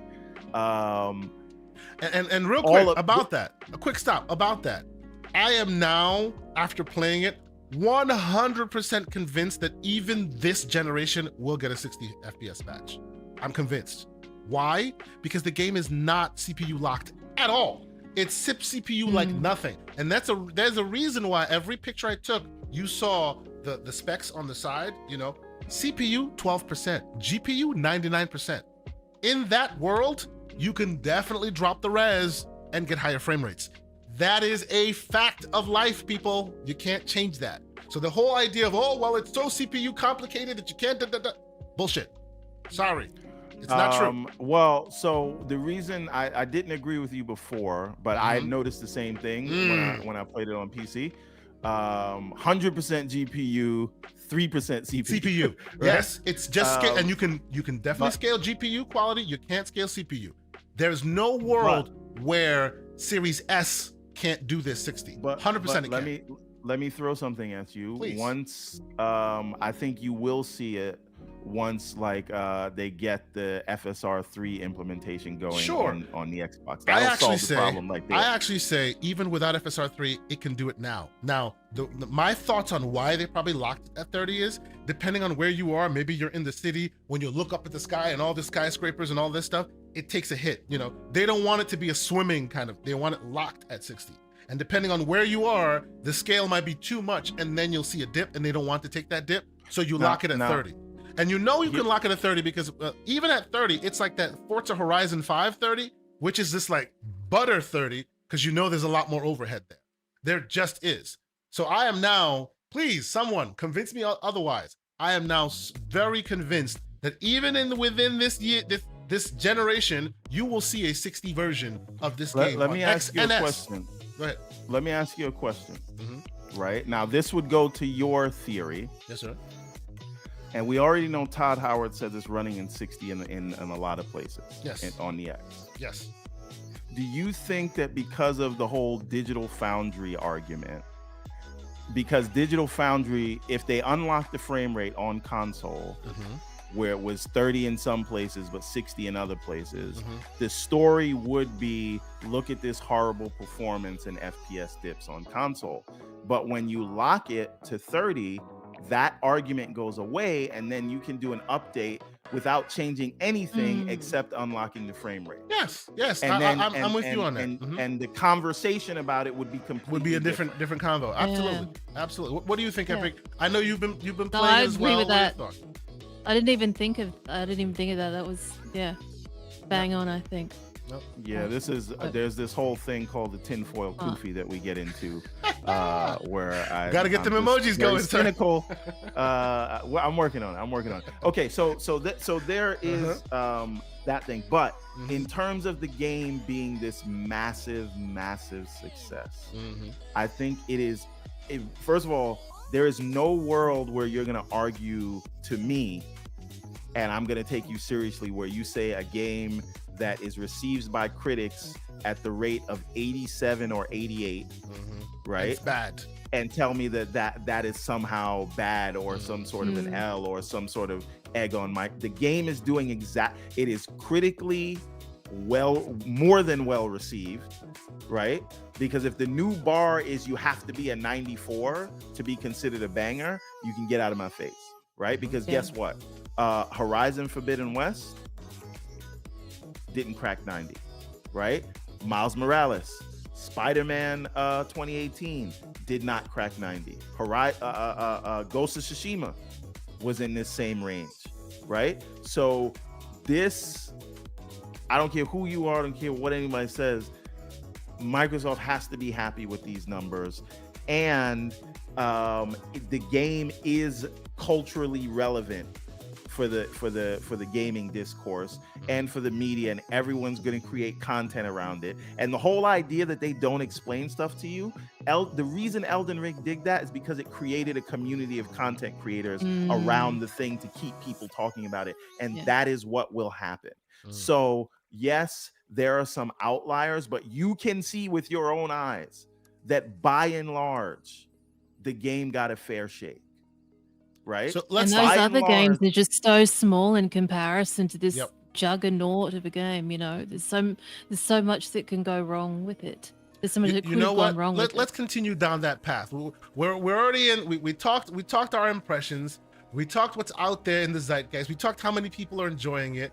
Let's talk about the how drama. bad I am at shooting and flying. Hey, So you know, we're it's all across the part of gamut. the game. It's all part of the game. EpicTreasure, I know you have been out there slashing fools left and right on your timeline. Mr. Everborn Saga the same. I've just been eating my popcorn and enjoying the show. I'll start with you, Epic. What do you think about all the meta narratives, the meta conversation, the review scores or the lack thereof, or the scores in general, that whole conversation? What do you think? The IGN guy is very sus. I don't want to go too far into that, but my God, that's the biggest heat that I've had at the moment is about that particular. Let me tell you real quick. Reviewer. I saw that he tweeted, right, and then something told me to read the thread, and it was 3 o'clock in the morning, and I had finished playing my session of Starfield, and I wanted to go to bed, and I could not stop because he was like real time tweeting people, fighting back and forth with various about his opinion. Craziness. Anyway, I'm sorry. Please continue. Yes. Oh, that was my main sort of thing at the. All just the craziness. Now, what about the idea that people are like, oh, this should have been a 90. Oh, how could you review it? I know some people are kind of upset about that. Some people are like, this should have been the thing that scratched 90. Microsoft deserves it. This is their final chance. You know, and of course, not to be outdone, there are those on the other side going, ha, you thought you had it, and here's your 88 or whatever. Or on Xbox, Like I think it's what, 87. What do you think? but see, sorry, you go ahead. No, I'm ready for the smoke. You're ready. Like I said, it's such a big game that so much can go wrong when somebody's reviewing it. And I understand that Bethesda gave a certain number of codes to journalists and then a certain number of codes to creators, which is, and it ended up, a little bit sloppy in some parts because people weren't taking the NDA seriously. There were leaks and it was just very odd. I've never seen anything like that before, where it was not taken so seriously. So I think a lot of people on the Hoove side, if you want to call it that, were a bit Hooved brothers. the Hooved Brothers, brothers indeed. were a little bit, Shout out to Umbra. you know, concerned about how many creators had codes. But they've done an amazing job. Props to them. There's been amazing reviews and quality content put together by people who actually, you know, really looking forward to playing the game, and Bethesda creators too that understand, you know, the Bethesda game. So they did a great thing by splitting those review codes, I think. And at the start I was like, oh, you know, I was a bit, you know, hesitant about enjoying that, but it worked out very well for them, I think, because not only was it hype, but they knew what they were doing. They knew the product that they were working with, opposed to journalists that have, you know, don't marinate in Bethesda titles as much as the creators. So they gave it to so many people so far out that you knew they had confidence in the game, and anyone they didn't give it to, it wasn't for a reason that they were scared, because you don't give it to all of these loose people, because we all know people that got it and were reviewing it and you were like, how the hell did you get it, right? You're not gonna do that unless you have full confidence in it. So my thing is this: we can either focus on the fact that the game is going to break all kinds of records, that the game at this point is a pop culture phenomenon, the game at this point that is probably the biggest Xbox launch of a new IP since Gears of War. Some people will tell you Halo. That it's all everyone can talk about, that it has captivated everyone's imagination, that it is we can focus on the fact that it is causing our Hooved brothers to go crazy, right? We can focus on all of that. We can also focus on how damn good the game is, and just think they're only getting started and we've only scratched the surface of this thing. So we can focus on the fact that it has scored higher than all but 2 of the competition's exclusives, right? Or we can focus on one guy's review that gave it a 7, who likes to dress up like Kratos on Halloween. I don't think that it is worth spending time or energy on that. This is an unmitigated success. Why are we worrying about the opinion of one dude who again has now inserted himself into this? You can't tell me that he hasn't, because like you said, he's live tweeting people about it, doing spaces about it. Craziness. I have never seen a game get a 7 that there are spaces, there are, hey, remember when we gave this other game a great score that has nothing to do with this, that we're doing explainer videos where we're pointing you in our video bashing this game to our explainer of the game. Right? I've never seen but you know what, Everborn, though, again, the only thing that makes me, and I'm like you, let's focus where the focus should be belonging, right? Let's focus where it's important, which is the game itself and the experiences and the people's experiences with them, right? And people love to go to that conspiracy corner when it comes to certain outlets, right? The big bad outlets. The only thing that makes me a little bit weary about this whole conversation is the more they defend, the shadier it looks. No, sure, but again, it's just weird to me, and I see the big reality in the chat saying it could have been a 90, and what I'm saying is it could have. Right? And I could have been 6'4", but I didn't win the gene lottery, right? Who cares? Right? No. I'm just saying.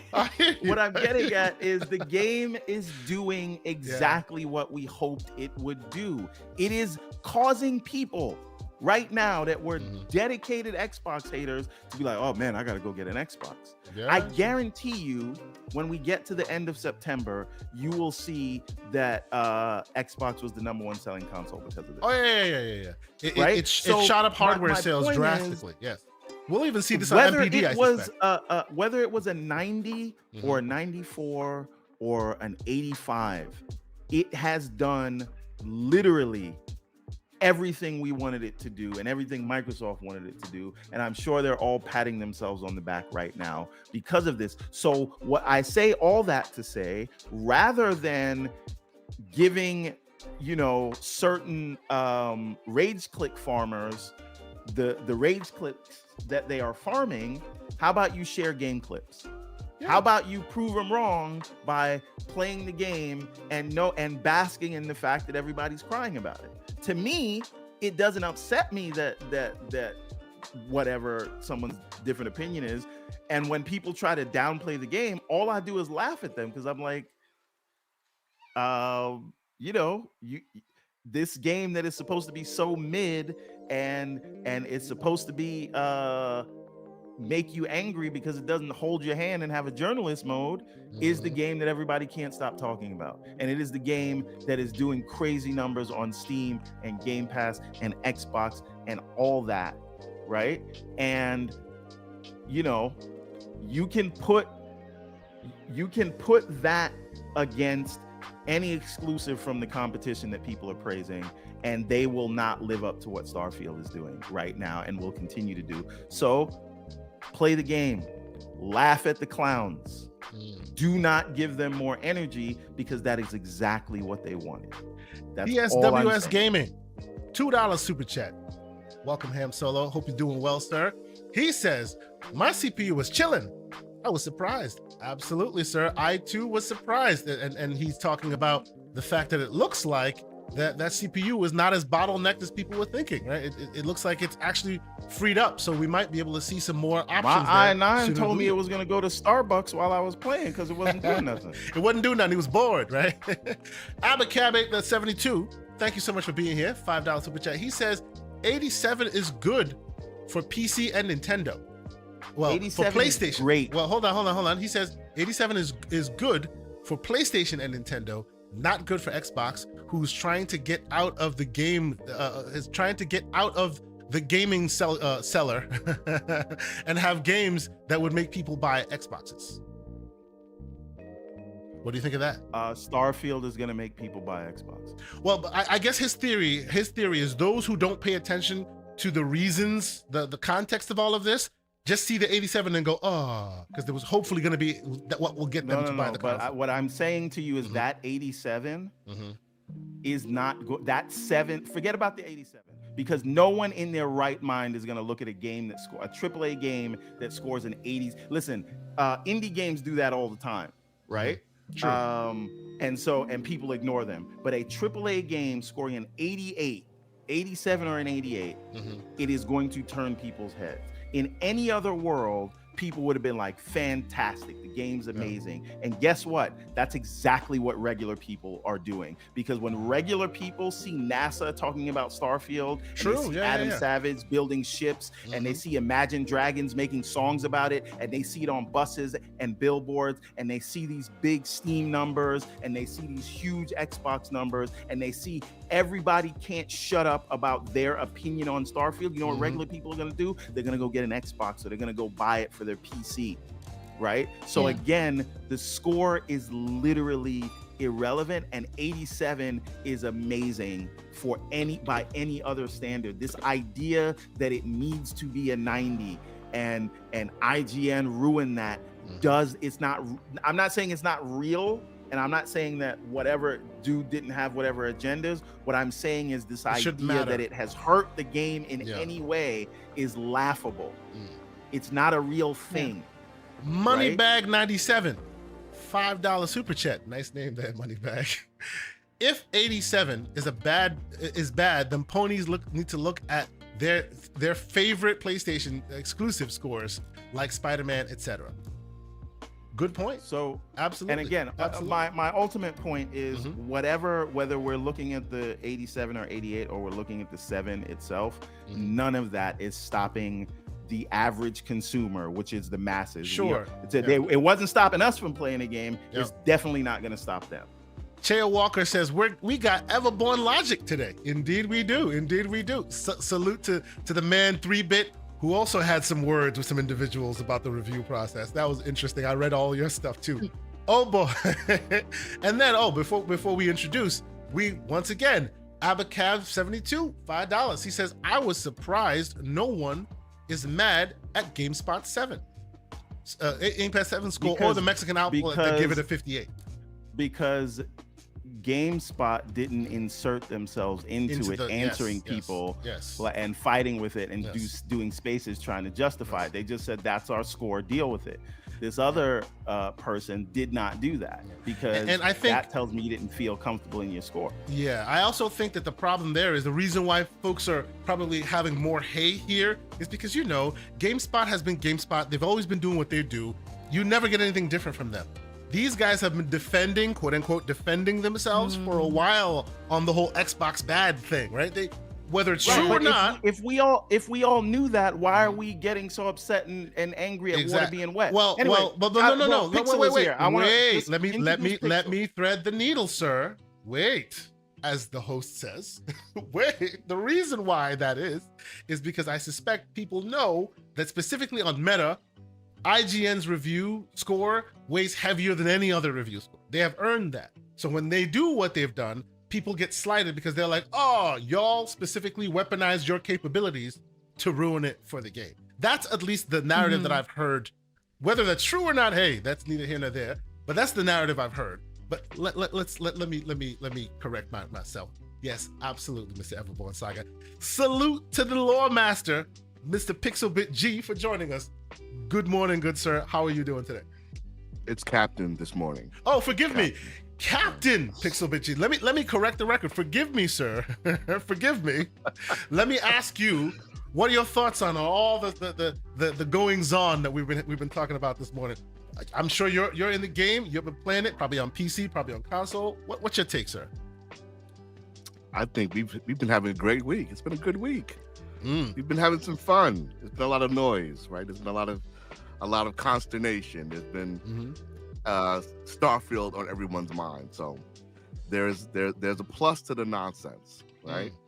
You know, I was listening in for a little while, so you know, everyone is spot on, right? We are giving too much attention to nonsense. Yep. But there is some reason to give some energy to this nonsense, only because of people's track records and previous a month-long campaign of bullshit. So lock that in. Yeah. Speak on it, sir. So, go ahead. Yeah. So, you know, while I agree we should not let it overshadow the joy of Starfield that we're all having right now, and trust me, I'm coming off of 2 4 a.m. mornings, but you know. We getting old, sir. That's harsh. It's harsh. I'm feeling it. So you're muted, sir. Everborn. No, I was saying I used to think I could stay up like that. I was like, listen, I'm just not gonna sleep Thursday night. I'm gonna go into Friday. I'll be all right. I'm gonna have a coffee at like 10 p.m. and I'll be good. Straight to bed at midnight, and woke up messed up the next day. Well, I've managed to pull it off 2 nights in a row, but I know it's not happening again. If I pull it off tonight, then tomorrow's a wash. You know what I'm saying? The captain's gonna have to retire early. You know what I'm saying? But it's all good. So yeah, absolutely. No. By the way, one thing I didn't talk about in character creator, I did not try to make myself. I made Lawrence Fishburne because I'm gonna name my ship the Event Horizon. Okay. Not the Nebuchadnezzar. Oh, that's me. The Nebuchadnezzar. That's me. Okay. The only reason not the Nebuchadnezzar is because Kay stole that name. Yes. So I stole it. Fair enough. Thief. Thief, indeed. But okay. Morning, yes. Get to it. Mm-hmm. I didn't greet EpicTreasure. How you doing? Good. But, you're good. Good morning, folks. It's great to be adjourned with you guys today, and we're gonna have some fun. Let's go. It's always good. It's always good to have you here, sir. It's always good to have the lore master both in the chat and on the stage to make sure we keep everything a buck, keep it level, and if it's not, they'll let you know it. Absolutely. Well, let me ask you a question. In case anybody needs help reading maps, I got you. The captain is good at map reading. Now, what's hilarious about that is you can teleport to any place you've been, and then if you're confused about where to go, you can press the scan button and it shows you the steps for which way to walk. That's right. But that's neither here nor there. It's called breadcrumbs, my man. Breadcrumbs, and they're made for idiots. But yet, no. No, I'm sorry. I'll be fair. Most people didn't realize that's there. because I didn't see that in any reviews. Well, I was told that it wasn't there. Oh, it's there, and now- and I was told that the map is so complicated, but the Y'all snark is getting really, really prevalent. in this chat. the worlds aren't big enough for you to be that confused about those maps. But okay, let's go. Now, Pixel, I need to ask you something, and shout out to Paris in the chat with the Sonic slander. I'm about to time Paris out. No, you're One not. more Sonic joke. No, you're not. But what's going on, Paris? how does it feel to have to go back to lore college for a whole new world?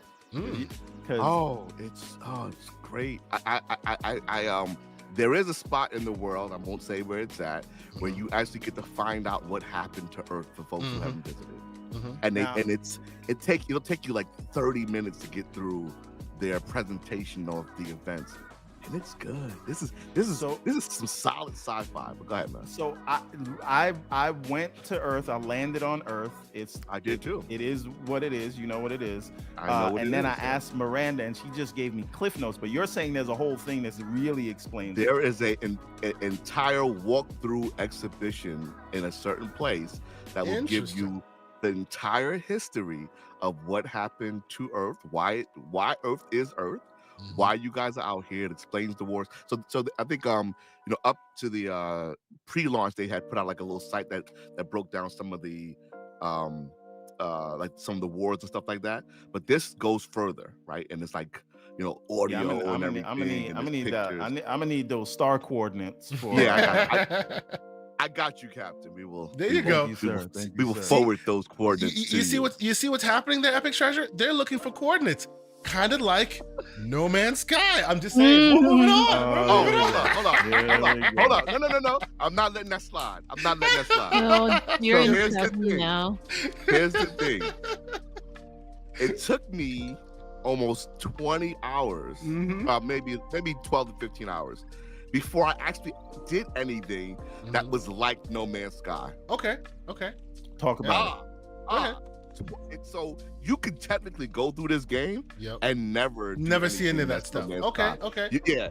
So while it is there, it's there. There is some of it, but there's a lot of Bethesda-ness too. Yes, absolutely. No, this is a Bethesda game, and I guess I insulted a couple of folks on TSW yesterday when I said this is like a Bethesda game if they were making Mass Effect. Yeah, it's kind of got it kind of got that feeling to it. Yeah. You know what I'm saying? Like it feels like Mass Effect. And you know what? I won't go any further than that, but you're more right than you know. I will leave that there. Let's move forward. Hey, easy. Let's move forward. Give me a second. Let me these dogs out my office. Indeed. No worries. No spoilers, none of that, but I'm just gonna put that out there and then we're gonna move swiftly forward. Okay. So there will be more. I'm sure there will be more Starfield talk. I will. You know what? Before we even move on to some other stories that have gone on in this environment this week, I will ask you, EpicTreasure, anything else you wish to say before we move on from the Starfield conversation? You want me to talk about my captaincy, do you? Whatever you want, please. Anything you want to throw it out there. Yes. So, if you didn't know, chat, that Vasco only attends to you by name with only certain names. So when I set my character up, I thought, I'll call myself EpicTreasure so he can, call my name. And he didn't. He just kept calling me Captain. And then today came out a whole list of names that he can call you. And one of them was Fuckface. So I re-rolled. And you can change your name in the game in the city, I believe. And so every time he talks to you, that's what he calls you. There's all this sort of variety of names. He could call you Captain Boobies if you wanted to. But yeah, there's a whole list, but it's very specific though. I feel so unimaginative. I named my character Steve. Oh my god! And he called you Steve, didn't he? He calls me Steve's Steve. one I was of like, the names. That's so cool. One of the names on the list. But I had no idea I had kind of options like Captain Boobies and F-Face. Like I would have absolutely gone with that. There's Sexy, there's Dick, and wow, other names. We're not going to go down that party rabbit going hole. on. There's a whole thing. Yeah. Vasco's up in it. All right. How about you, Mr. Everborn Saga? Anything that we need to finish off before we move on from the Starfield for the moment? I would only. Actually, no, I'm good. I will save it because it's kind of spoilery what I was going to talk about. So anyway, unmitigated success. Stop feeding trolls. Everyone that's trying to make the game look bad is jealous, and those reviews that everybody are mad about literally don't matter. That's the moral of our story. So my last thing that I want to say on this. My last thing that I want to say on this before we move on is, and then I'll get to Roshan's super chat, is I've always said I wanted that one game that you can see it, you can show it off, and then they'll go, oh, by the way, that's Series S. And that's this. It runs just as righteous on the X as it does the S. It feels just as smooth. Yes, there are concessions here and there, but if you're playing this game on the Series S, you're going to have a fantastic time. There's no concessions that you'll even care about. It is excellent. And also, part 2 of that thing, for those Venn diagram oddities who happen to be Game Pass subscribers and also use GeForce Now, you'll get to play it in the cloud at 60 frames because you're playing the PC version, not the console version. If you play it Game Pass Cloud, you're playing only 30 because you're playing the console version. On GeForce, NVIDIA's GeForce Now, you're playing the 60. So in this odd, rare instance, the GeForce Now version of the cloud version of that game is better than the Xbox's own version. So if you happen to be a version of that, this won't be rare. This will it's going to be more and more as you move along because they'll always just keep using the PC version instead of the console version, which is always better. Go ahead, Ms. Well, you know what? Let me catch this super chat real quick, and then I will ask you, Captain Pixelbit G, to give me your thoughts on Starfield before we go. But Roshan Eppinger, $2 super chat. Thank you so much. He says this is more Mass Effect than No Man's Sky. I can see that as well. I agree. I will say this is gonna sound blasphemous, but I do feel. I mean, maybe it's not. It shouldn't sound blasphemous. It's a Bethesda game. Yes. Not that BioWare was any slouch in their days, but this feels more alive than Mass Effect, because Mass Effect, it had the story that you could go through, which was amazing. Not only one of the best video game stories ever told, but one of the best sci-fi stories ever told. But apart from helping the people on your team, like that's it. This, it just feels like you can go anywhere and the world will live on whether you're there or not. And that, to me, is just amazing. But they did ape a bunch of concepts though. I ain't gonna front. They have speak on it, sir. They have. So like, remember if you played all the Mass Effect games, there was a bunch of moons that had like raiders. That moon with raider thing. That was Mass Effect's version of an extra mission, right? Or they have a derelict ship. Side dungeons, right? So, if you will. Yeah, those little dungeons were always like little miniature moon bases where you had the bad guys, right? And they've taken that same concept here. Absolutely. So there are more factions to do it, and it is often being done dynamically for you. But that's why I'm saying it feels like it, because it's kind of a similar thing. But to Everborn's point, the feeling of it being alive is because of the randomness.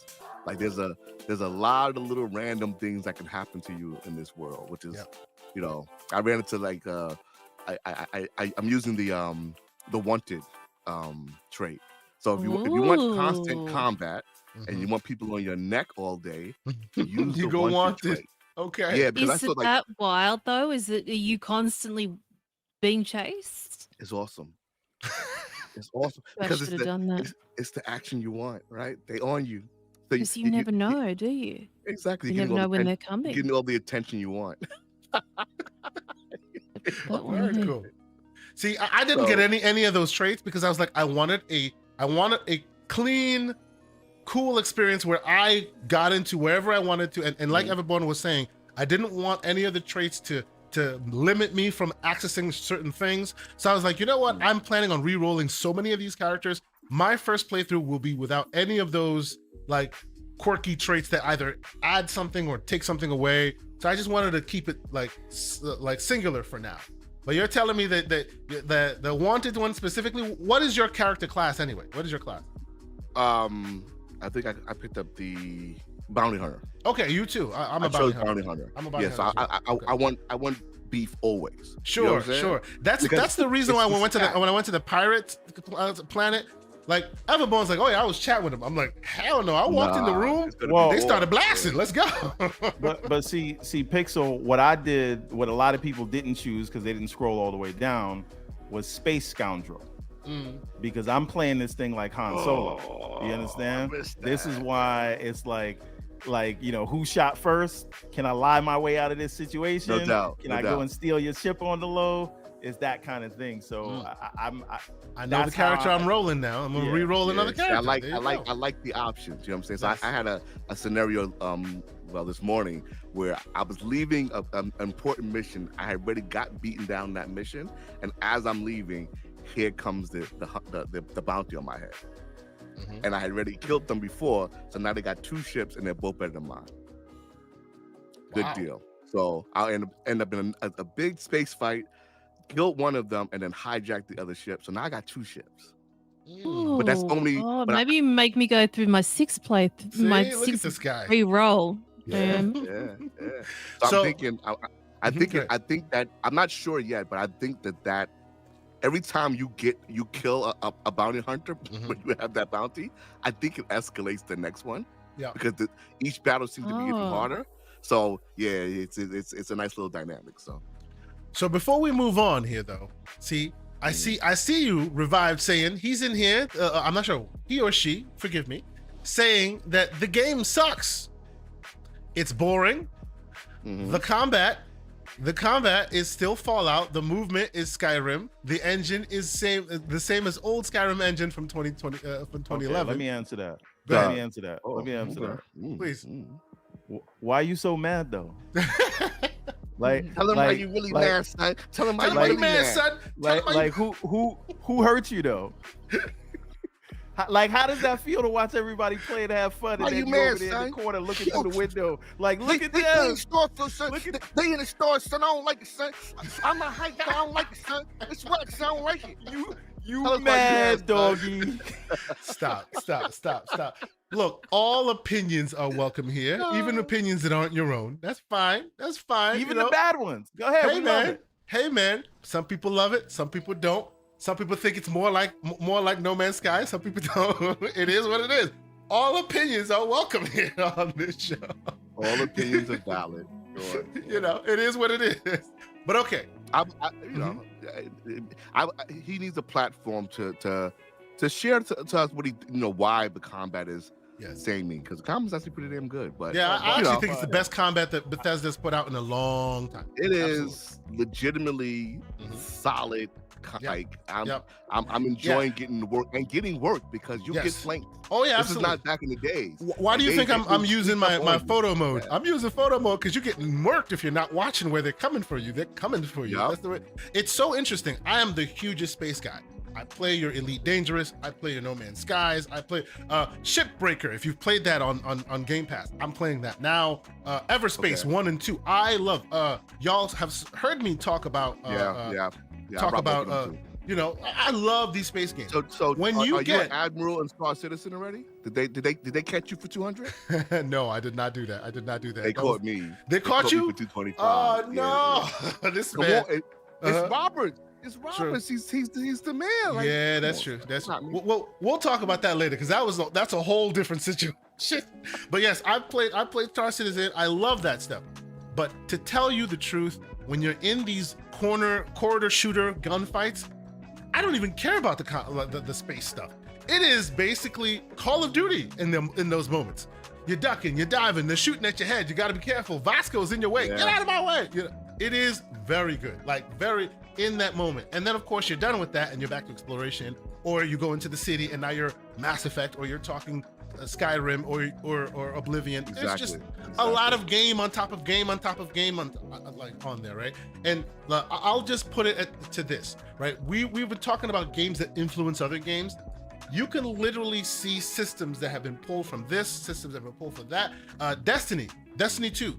People say a lot has been said about how when Destiny was being made, Warframe was the game that inspired them. They were playing Warframe when they made Destiny 2, right? Yep. I can literally see all the games they were playing when they made this game because you can pick it out. Yep, and absolutely. They've elevated them and they've combined them in an awesome way to not be like cloney, but you can definitely pick them out. That's why as soon as I saw the flight system, I'm like, oh yeah, that's Elite Dangerous. Switching between those, and only Elite Dangerous does that in the gaming sphere so far, until this. So I just think, long story short, if you haven't played it yet, I really do think you guys should play it. You should try it. Some people will play it as an FPS. Some people play it as a simulator. Some people will play it as... There are many ways to playing this game, and like you guys were saying, you don't want the No Man's Sky aspects of it, you can close your eyes to it, and it's not there at all, right? Or the whole game can be No Man's Sky-like, if that's what you want, right? You could just spend all the time exploring and doing all that stuff too. So I personally think it's awesome. You're going to see a lot more content from us about it. You're going to see a lot more of it. My only last thing I'll say before we move forward, I need some co-op in this world. It would be awesome to have some co-op in this world. It'd be just really, while I like the idea, please don't put that in their head yet. Even though at some point I would bet you will wind up with ESO version of this game. Multiplayer, why like not? You hit your end game. Everybody's suit looks different. Everybody's experiences have been different. Then you throw us in the waters with the rest of them, right? And now we're playing together. And now we're playing with multiple people. Like No Man's Sky. Moving on, ladies and gentlemen. Let's go to the different conversations. Lucius Augustus has it right. Co-op would break this world. Exactly. But that's what Bethesda loves to do. They love to give you their world and say, "Hey, break it, right? Break this world." Didn't they say that even they are now expecting that modders will have whole planets at their disposal to do with what they wish? Yeah, absolutely. Fantastic. Mm-hmm. Yeah. So we're definitely looking for. You can have a co-op world in a this star system is co-op. Yeah, it's possible. So okay, let us move on. And today has been a slanderous day so far. So let's keep that slander going, and let's talk about PlayStation Plus and their monthly subscription for the month of September. They have Saints Row for you. They have Black Desert. They have a few other games that they want you to try out. Don't skip over that Saints Row, son. They got a bang. Believe it or not, let's go. Believe it or not, I didn't buy Saints Row because of all the drama that I heard about it. But I'm a Saints Row fan, so I'm actually planning on playing this. But the reason why I bring this up is because, as funny as all this is, oh yeah, we're just talking about the games of the week, blah, blah, blah, blah. In the tiny, teeny, tiny fine print at the bottom, oh, by the way, PlayStation is raising the prices by $40 a year. And they just happen to slip that under the fine print. Them more. By the way, Everborn Saga, like that's a good segue. Good job there, Pixel. We need an updated Charge Them More shirt, possibly with a PlayStation logo on it, because this is really feeding that beast, sir. I don't know. So needless to say, for the rare few who don't know what happened here, they've announced that they're doing a price increase, but it's somewhat of a substantial price increase. Like every single subscription service, that that you've heard of, drip feeds you the increases. Netflix goes, $2. Then $2 more. Then $3 more. Then eventually they get to this. These guys just went, nah, son, $80. Let's go. $70. Let's go. Yeah.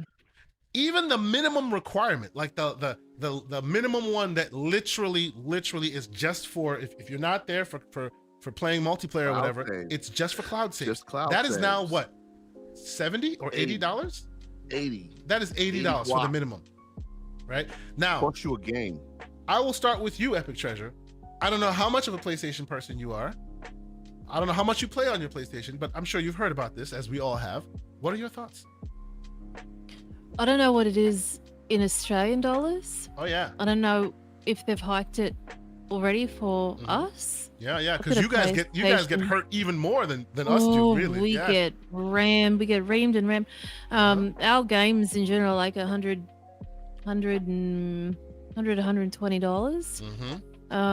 So I've got PlayStation Plus, but I haven't noticed any email or anything to say that ours is going up. But I read this recently too, and I'm like, oh, is it that crazy?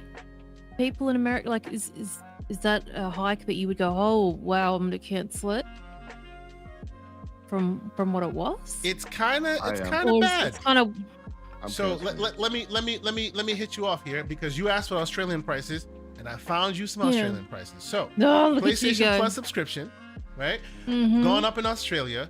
Now here are the prices. Here we go. So I'm paying like 18 at the moment. you're paying $18 a month, right? So let's see if they've changed anything. So PlayStation Paying Plus, 19. yeah, there's no change. Oh, there you go. See? There you go. There you go. There's no change to existing PlayStation Plus members and plans. So these are the prices, right? So 1 month, $12, 3 months, $34, a year, basically $100, right?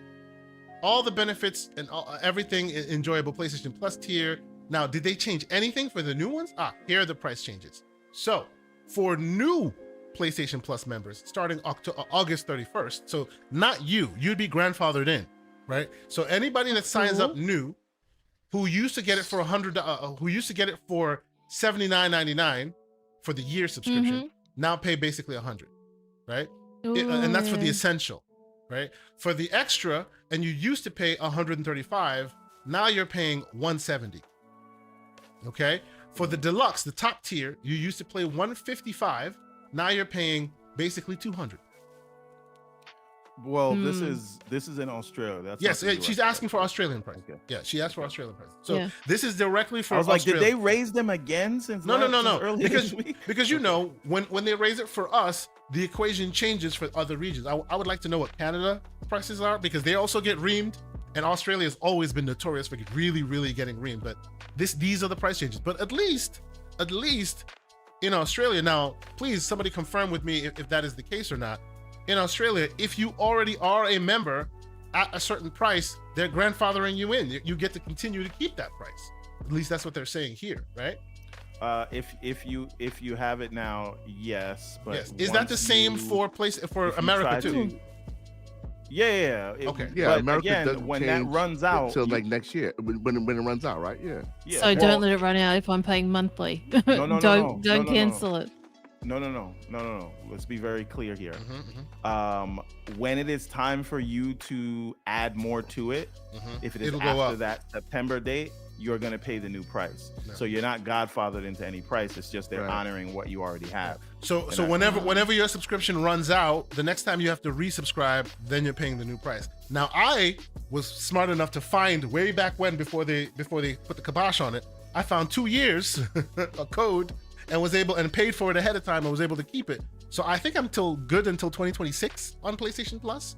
But then after that, I will have to start either cancel or pay the big dog prices here. So yeah, that's some stuff. Now what's interesting to me is they increased the price while people are talking Starfield, but they also didn't tell you any benefit you are going to get for that increase. Yeah, so this is the thing. This is the thing. I had to pretend like I was upset. I didn't pretend, but okay. But you weren't upset about that price change, yeah? No. Wait a minute. Pretend I'm upset about a $2 price hike. For somebody who's spending $70 billion to put content in the service. Okay. Right. That's what everyone expects. Xbox's price increase. Yeah. Right. We see Starfield right now, biggest game, potentially the biggest game launch. Biggest game of the year. Right. In the service, day and date. Yep. Right. $200 million budget, and they raised the price by $2, and I'm supposed to be upset. And by the way, the people that told me to be upset are the people that told me subscription models aren't sustainable. You would think that they'd be happy that a price hike went up because now it makes it more sustainable. But they didn't. So now we get here, and all those same people are talking about this as a way to ding the Game Pass model, which is very different than what PlayStation is doing. And it's wild to me the lengths that they're going to make this about Game Pass when this is specifically about Sony, right? And so you know, if Sony was spending $70 billion and they wanted to raise the price, I would say, you know what, buddy, you earned it. Right? But this is, we're charging that because we feel like it. And remember, folks, this is the market leader. It's because we can. It's not just because we feel like it. And they told you if you don't like it, just leave. They gave you the link to cancel in the announcement. They did. That's gangster. They're like, what you gonna do? Leave. You don't like it, right? So these two things are not the same, right? So I'm not saying I'm bad about this, but this is hilarious to me because I never thought that their PlayStation subscription was worth it. They had nerves charging more than Game Pass Ultimate to begin with. And now on the eve of the Starfield launch and the ABK deal closing, you're going to raise the price to even higher? And I'm supposed to do what about that? Yeah. Wow. They're really helping Xbox here. That they are helping Xbox with this one. Didn't they like take out a bunch of first-party games out of one of the tiers? They did. A couple of months ago on top of that? They did. They no longer have they don't have the collection anymore. You no longer get that. You know what? Right. Okay. You said I got to update to charge them more shirt. Yes, you do. You're correct, but it's not going to have a Sony logo. Okay. Because I don't want to get sued. It's going to say charge them more for less. Absolutely. Jeez. Charge them more, give them less. But let's take them at their, well, not even take them at their word. Let's hypothesize a little bit. Let's theorize a little bit. Is this, and I'll start with you, Epic, is this a way where you finally see day one first party in Game Pass, in the PlayStation Plus? Is there increasing of this price then justifiable for them to go, okay, well, the next big game, not doing it with Spider-Man, that's for damn sure. Yeah. Whatever game we have now. So, wouldn't you? Yeah. You know, you would expect that. What do you think? I grabbed mine for Ghost of Tsushima. I can't remember the other ones at the time, but I went, okay, I'll join PlayStation Plus. I can grab Returnal's one of them too. So I could just grab them all at once. I saved like probably $500 doing that. So imagine if they had been, day one, I would absolutely sign up to it for that. But I don't know. They haven't said anything about doing such a thing now, have they? No, they have not. Well, they absolutely have not. Let me take it another step. They don't even have to do day one, right? How about day 90? This is what I'm saying, right? Hey, just telegraph it. Telegraph it. Hey, no. 90 days, it'll come in. Listen, it could be day 360, right? But what it is now is we'll put in the service whatever we feel like it, whatever is our leftovers, and you'll get it when we give it to you because it's not, and we're going to charge you whatever we feel like for it because we're us. And it won't stay there either. So Everborn Saga, a request from me. V-neck and black, sir. V-neck and black, and I got you. I got you. So the thing, but more seriously, right? Like, think about this, right? There is no hard date to say, you know what? I pay for this service, and 90 days later, it comes to my subscription. 180 days later, 360 days later, it comes to my subscription. Yep. Like Disney Plus, like all the other subscriptions that you've gotten used to. Right? Yes. And I would honestly be fine with that, right? You can't afford to put your $200 million games into your subscription service on day one, just like Disney can't, but they do come there within 6 to 8 weeks. And they let you know it's coming. And the video game window is a little bit different. So like 90 days, 180 days. If you said that, I would pay for the service. And the games that I couldn't wait for, I'd still buy them day one. The games that I'm iffy about, I'd wait till it comes to the service. Yeah. Right? But they won't even do that. You know why? For the same reason they don't show up to Gamescom. For the same reason they didn't do a show for 2 years and then came out with that show that they gave everybody. Because they can. But after Starfield, they though? Motorsport, after Hellblade 2. I have a little counter to that though. Please, go ahead. They can. So part of this price hike, I think, is because of their summer show. They show games that are coming to the service. Okay. There might not be games that you want, but those gas games they got coming down the pipeline, those are going in that service day one. Well, but you know You that want those that gas foam games. stars, don't you? Yeah, foam Foam stars. stars. You want that damn foam stars. Yeah, that's day one. But you might have know to pay that for those gas games are games that will then themselves start nickel and diming you as well. So what you're saying, sir, is they have What's your point? elevated the pricing because they're putting games in there that will then also get money from you. Yes. Absolutely. Fantastic. Absolutely. Fantastic. They did announce games that are going. I'm trying to be fair. Mhm. They announced games that are going into the service. Yep. They might not just be games you want, Yep. but those games will be day one, and those will be like the first crop of Sony first-party games that go into the service on day one. Yep. So I think part of it is prep for that. Part of it is somebody got to pay for that crime they did about them ABKs. So it might as well be y'all. Won't be me, but it might as well be y'all, right? So Sony has, I've been with this service since like the beginning of PS Now. So I've grandfathered in to the top tier of this service. And I don't use it. Not really, because they haven't really been putting out games that I wanted to play. Like, not really. Like, Stray, okay. But, it's just one of those things, right? But I mean, it's been interesting watching their streaming service come together, which it actually is pretty decent now. Like the PC version of the streaming is actually pretty good. Okay, I need to try it. Okay, I need to retry it. It's Early actually, days, it wasn't good. It's actually pretty good. Okay. The latency is decent. The stream quality They're now promoting solid. 4K, so maybe it's time to jump in. Yeah, well, yeah, we know it's 4K, right? It's the same kind of 4K technology Microsoft is probably using in the Edge browser with Game Pass, but they don't even promote that, right? But you got that built-in upscaler that you can turn off. Yep. But I think that's part of it is that, right? Part of it is Sony has been on a greedy tier since the end of last gen. Like, let's keep it a buck. Yep. Charging us they nickel and diamond for everything at this point. And because there is no kickback, and once again, we're seeing there still is no kickback, why wouldn't they? So from a business perspective, absolutely. More and more. Provide less. Okay. They will not announce any of these big games coming into the service, but on the same token, they haven't announced any big games. Any games? Yes. You're going to put in a service, Yes. but you don't have no big games to announce, right? Like, so yeah, I mean, we'll see how resilient the service is after this, right? I know they just recently said they're going to stop announcing the numbers for the service, so that's kind of a little red flag that something's afoot.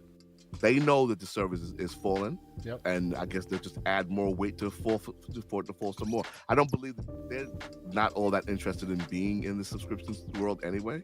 Yeah, it was just an answer to Game Pass. Yeah, that they wanted to have. But to be fair, it wasn't right. Initially, they had they purchased Gaikai.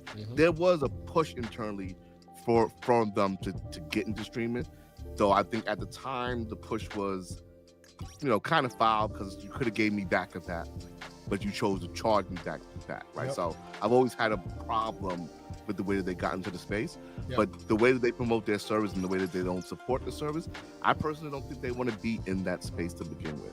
Yeah. So if raising the price and they can say, oh well, people didn't take on to it, and it dies off, right? There's no skin off of their back if you pay more for it or not, right? Because it's not the focus of their business. Their business is still focused specifically on console space and getting people to buy as many consoles as possible. So that is a very, very logical take of yours, sir.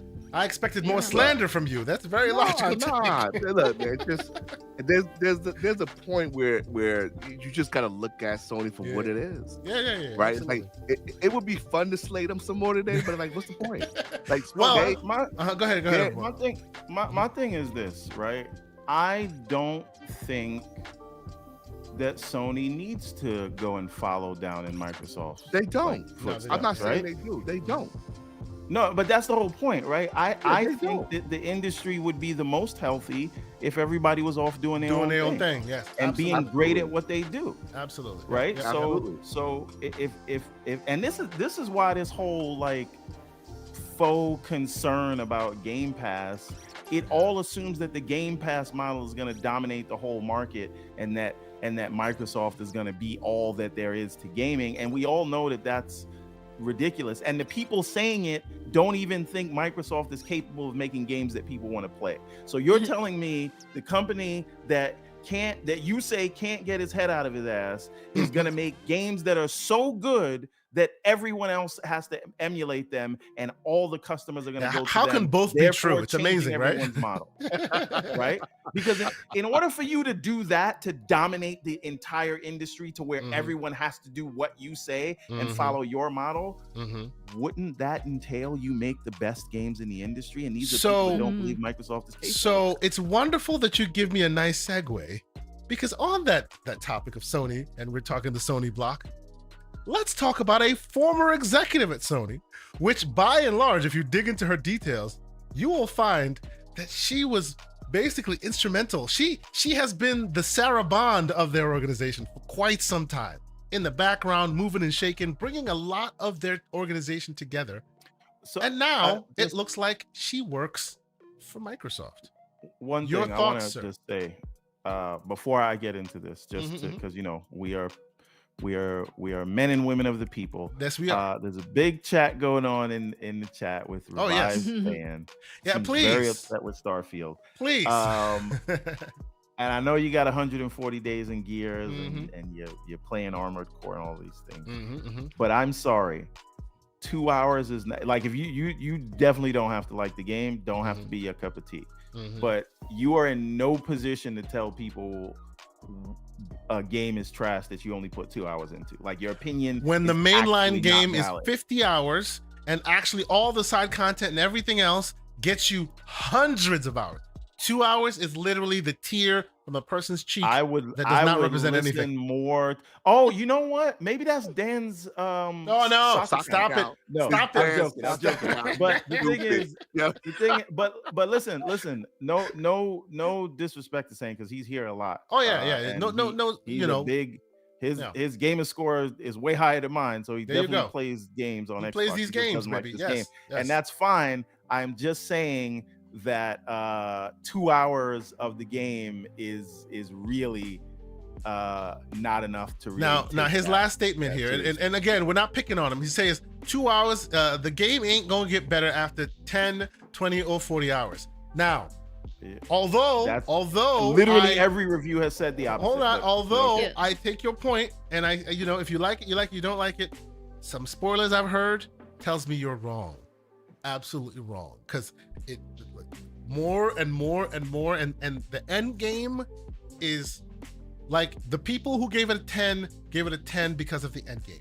They said it was a slow burn and it got to the end game, and by the end game you're shooting on all cylinders, you'll give it a 10, or whatever your thoughts are on it elevates when you hit the end game. So I would suggest that maybe you should hey, not every game is for every gamer, it is what it is, exactly, right? So and again, as Everborn has said, great supporter of the channel, comes to watches our show, comes on all the time. So we don't want any slander against this person. We're not like closing ranks, calling him a pony or whatever. Revive saying can handle himself. Of course, exactly. All I'm saying is because remember, you didn't come here to call a game trash that you and then peace out. You didn't say I don't like the game. You said it's garbage, it's trash. Same old engine. He came for the smoke. So let's give it to him. Smoke. He's a big boy, and we still love him anyway. Let's move on. So about the PlayStation stuff. Does this interest you? Is this exciting to you? For those, no. There's the question. I had to ask because, and I heard Daniel McGee speak excellently about this. Shout out to him and Infinite Umbra on their show. Like, if you pay attention, and if you're the person who's always been like, come on, Xbox needs to get more into the Japanese market. They need to do more. They need to be more, right? This seems like a huge move in that direction. If that is your bag. If it's not, if you enjoy what they're doing now, if they're kings of the first part of the Western RPG for you, shooters and all this might not hit your radar as much. So here's the thing. Hiring a former Sony exec in and of itself doesn't mean a lot yet. True. But if you look at her details though, she was instrumental in a lot of what you can see as what is Sony today. That's why people are like, quite interesting. She's not just the nameless, faceless been executive. declining in Japan. No, I'm talking Nintendo about has been on the rise. I'm talking about when Sony was at their height. Many give her props for that. Like the reason why, like you're saying, like you're saying, Sony's declining now, and now she's working for the other team, right? Back when they were really like, what are we talking about? They had certain gas games. I forget the name of it. Actually, believe it or not, you just mentioned the producers of this game as well. Bloodborne, instrumental for Bloodborne, right? All the very technical games that never came anywhere else. Some of the gas successes that they've had in the Sony side, which is not a lot because they haven't really focused on that, but a lot of the relationships that they've had with various Japanese developers that then became awesome exclusives, that was her bag. That was her like relationships. Like I heard Daniel talk about it in the terms of, certain people at the organization have so much. They are so far in relationships with other companies that that at certain points they are detrimental to not have in your company, and they should have just kept paying her even if she doesn't do anything. Because now, with all the moving and shaking she does and all the relationships that she has for PlayStation and now going to Xbox, it may be detrimental for them because she just knows too much. She just has too much relationship. It's like she's taking where the bodies are buried. It kind of that is the terms I'm getting, and I've read a bit about what her background, and that's the reason why I'm saying, she is the Sarah Bond we didn't know they had, seemingly, and now of course they're going downhill as far as they're heading in their.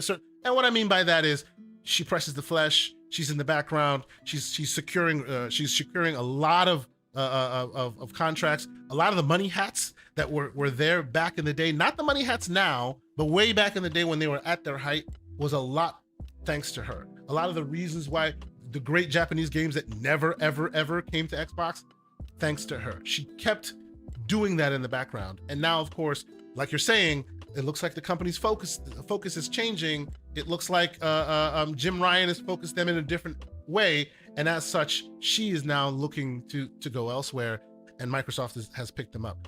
EpicTreasure, how are you into these Japanese games? Are you big in Japanese games?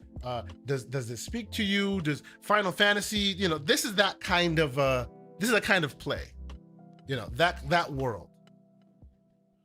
They're not. Besides Dragon's Dogma, that's the only one. The others, I'm not into. Okay. So this is all new to me. I had no idea about this. So this is going to be very exciting. Interesting. Yeah. I think. Yeah. Very I had interesting. no idea. And Everborn Saga, the reason why I find this super interesting is because if and when we're talking a Sega conversation, she will be very instrumental in those conversations, sir. Sarah Bond's gonna do that. Listen, here's the thing. Is she gonna bring home Sega or is she not? Because that's really all I want to know about this. This is the question. Until she can secure, okay. And if she's not gonna bring home Sega, is she gonna get Final Fantasy VII Remake on the Xbox? I mean, it has not already been telegraphed. Like Phil's shaking of hands and Yoshi P and all that. It's just a matter of time at this point. That stuff, right? But they'll give her the credit and not Phil, which you know maybe, how that'll go. But maybe, the point is, sure. The point is, I need to see this tangibly turn into something materialize first. Because listen, at the end of the day, a hire is a hire, and that's great. True. They hired a lot of people for the initiative, and then when they got there and it was boots on the ground, the landscape was a little bit different because you had too many cooks in the kitchen, whatever. So they say she's gonna come there, she's gonna have autonomy to run it the way she thinks it should be run. Cool, but will they actually give her autonomy, or are they going to give studio note? Right. So before I make any hay about this, we need to set some metrics which we're going to gauge whether this is noteworthy or not. So for me, the metrics are, will she be an instrumental in bringing Final Fantasy 16 and 7 Remake to the platform? Will she bring home Sega? Mr. Pixelbit G, Captain Pixelbit, what are your thoughts, sir?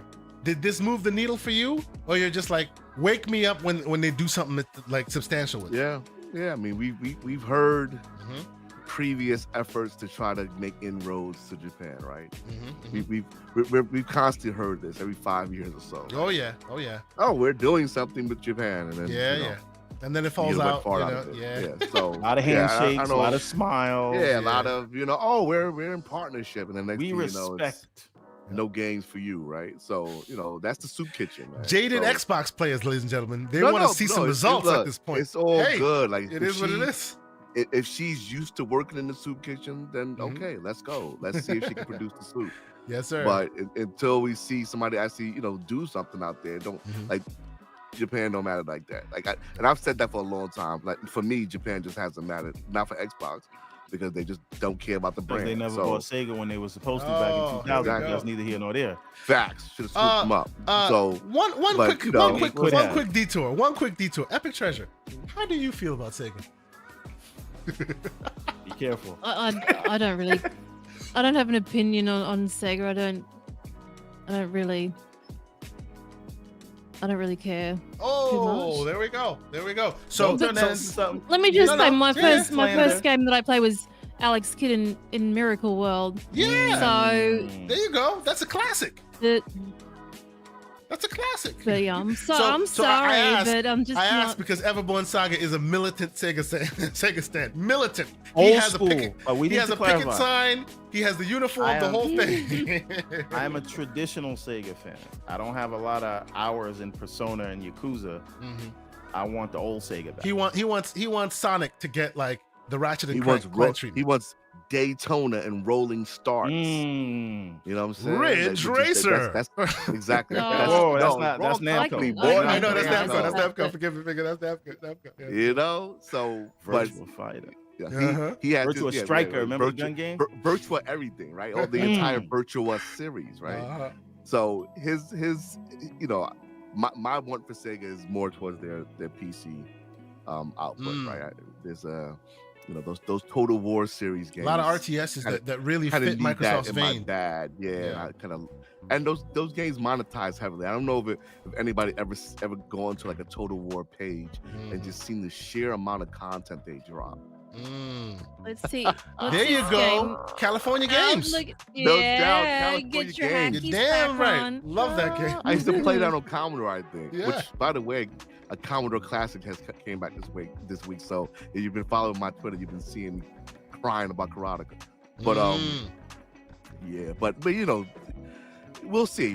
I mean, Microsoft's hands kind of tied a little bit right now, but it would be nice for them to give them 2 weeks, Pixel. They'll be freed right up. Oh boy! Let's take a quick detour because and salute to the chat. More folks still in here rocking with us. I see 124 likes and 177 people. Please get them likes up because Everborn Saga won't let us leave unless them likes are up. Get them up. Come on. Go ahead, hit the like button if you haven't done it already. Like you did last time. Hey, man. Everybody, you are on a time crunch. Kay will shut the show down. Hit like or forever hold your peace. We have to respect our guest who started this show at midnight. Eventually, we want to get her out in a godly hour. And I'm sure there are eyeballs over there that'll be staring daggers into my screen that I'll be able to feel in the back of my head if we're not hurrying. So please hit the like button, ladies and gentlemen. Please, let's get them likes up. But you know what? Let me take a quick detour because someone in our chat and someone super chatted and asked about it. And I kind of want to talk about it just for a small, brief moment. And that is the leak of the Lenovo Legion Go handheld device. 8.9-inch screen, big monster thing. It looks quite interesting. Every time you see it, it's got Game Pass stuff all over it. Look at the screen now. It's all about that Game Pass experience. And it's coming. The details are out and about. I don't know, Mr. Everborn Saga, have you been paying attention here? What do you think? I told you, PC people, you're not going to come into this handheld space and treat it like you do with video cards, having me buying a new handheld every 3 months, right? I'm rocking out with the ROG Ally and the Steam Deck until the Steam Deck 2 and maybe the ROG Ally 2. There you go. I'm good with those for at least 2, maybe 3 years, and then we'll talk about it. And well, but Xbox you know why I'm asking you this, though. Their hands. I'm asking you about this because a lot more are coming into the pot. A lot more that are Windows handhelds maybe it's spurring them on to get the things that we want happening That's sooner. fine, but how many thousands of dollars we got to spend in the process while they get their act together? Gen. You think so? Happen now. So Pixel, go ahead. What do you think of that? So, like, based on care. This is me not caring. Sure, no, I hear you. I hear you, but hold on though. Done. Here's the thing: it's not about the hardware purchase, sir. It's about the fact that there are more hands in the pot that are running stock Windows. I believe, and you could push back on me. I believe that the more you get your partners, your Lenovo's, your HPs, all of them in there, then there's more of a chance that in the short term, before the next ROG Ally, before the next Steam Deck, there's a chance that you'll get an app, kind of like Armory Crate, but produced by Microsoft, so that you have even more of that first party Xbox I need experience. something at the OS level, like Steam OS, however they need to implement. But you know that's the next gen play. That's the next gen play. Right? Yeah, that's what I want to see, right? I don't particularly care about an app, right? They have the ROG Ally now has a special cloud app for Xbox. Have you seen it?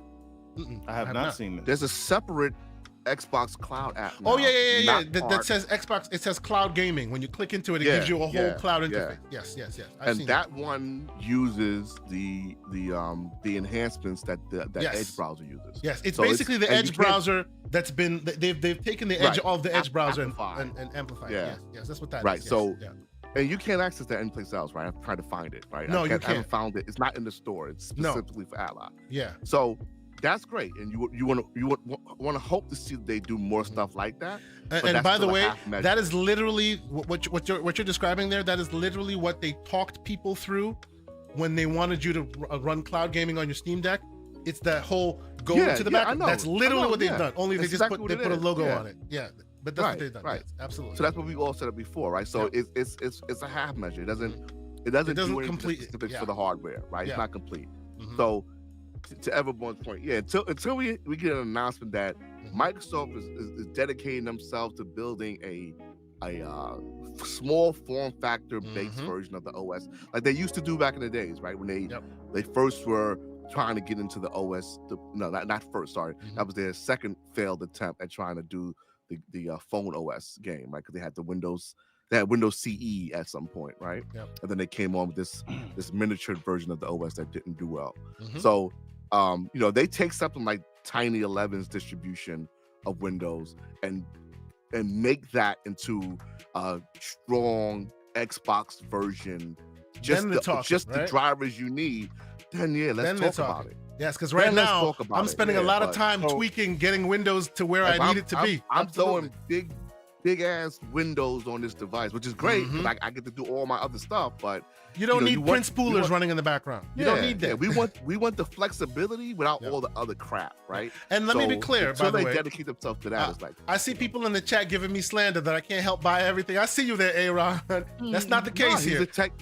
I will not be buying this. Let me tell you. Wait. You don't want to do this again. Whoa. Stop. Everborn, I will mute you.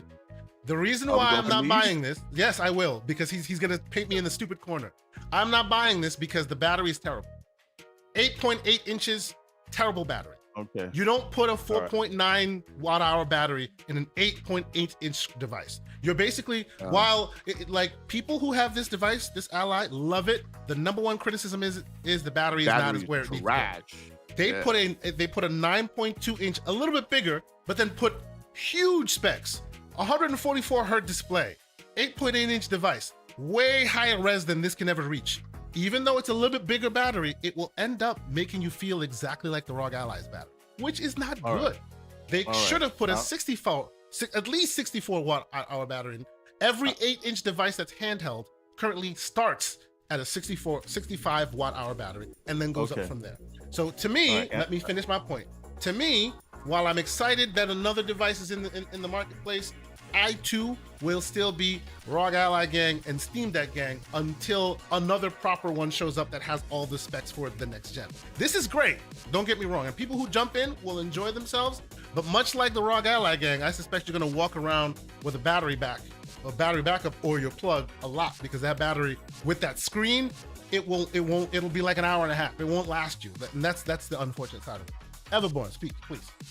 Okay, so don't listen to anything Kay Asante just said. Sure, he's of gonna course. have one of those, Of and he's course. gonna show it to you on the PC. He's not gonna bring it here because he's gonna get the smoke. But on the show So with the John only Wolf, time you'll see me this he's device in gonna my buy this hand device. is if this device is given to me for $0.99. That's the only Okay. time you'll see it because it's Kay not worth the Asante purchase told price. you that he was not gonna get the ROG Ally because of the battery life. And what is he holding in his hand? Oh yes, absolutely. Okay. Sure. So- You can give me that So slander. Go ahead.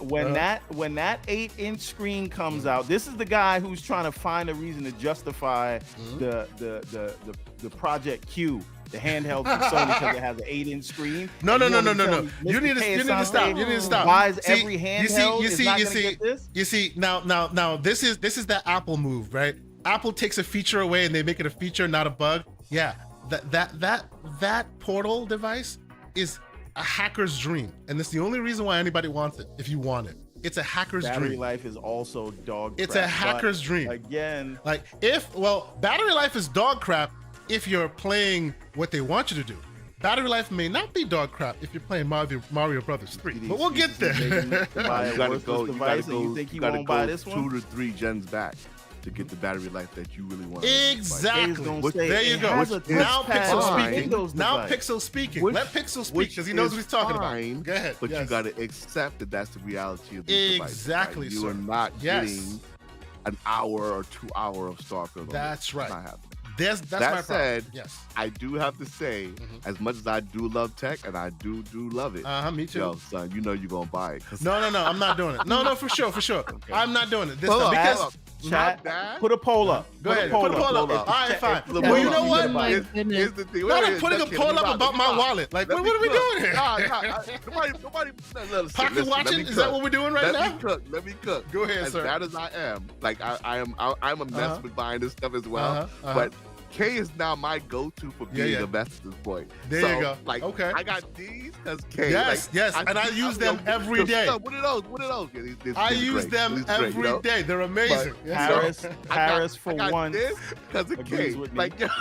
Uh-huh. Oh my goodness. So I'm sorry, I love you, my dude, but you gonna get that device. Mr. Sure, we shall see. That's why We he shall don't want to see. put the poll up. No, Put I that am not. poll up. I am not that putting poll a. up, I'm son. not putting a poll up to pocket watch my pocket. That's ridiculous. I'm not doing that. Nah, But you know what? son. But you know what? Here's the deal. I'll own it. If y'all see that I have one of these devices in hand and I paid for it, here's your receipt on this show. Episode 105? Like, you can call me out and I'll take it because it is what it is. But so far, I'm telling You you, don't believe it's not me, happening. You need more people. Sure. So let us move on. You don't believe me? We need more people. I understand. Rockefeller, I feel you, brother. I feel you. Needless to say, moving swiftly along. Before we get out of here, because I don't want this to be a 3-hour show. It's going to be about 3 hours. I think we'll end it there. But before we get out of here, what I do want to talk about, last thing, because it also made a whole bunch of conversation happen, is Baldur's Gate 3 and their whether they will or won't be on the Xbox and when that will be. Now, it looks like every time we talk about Baldur's Gate 3, the window just gets shorter and shorter and shorter. It went from December, possibly, to now November, September, November, between that time frame, which is literally now. November, exactly. Yeah. Like as if, maybe this game was already ready. Already. Maybe it wasn't a But- technical issue, and I know why I'm bringing this up because I have Don't the lore worry, master. they got their pony pre-orders already, so they good. Okay. Before we go to the slanderous corner of the room, EpicTreasure, do you care about Baldur's Gate 3? First off, I played a bit of it on PC.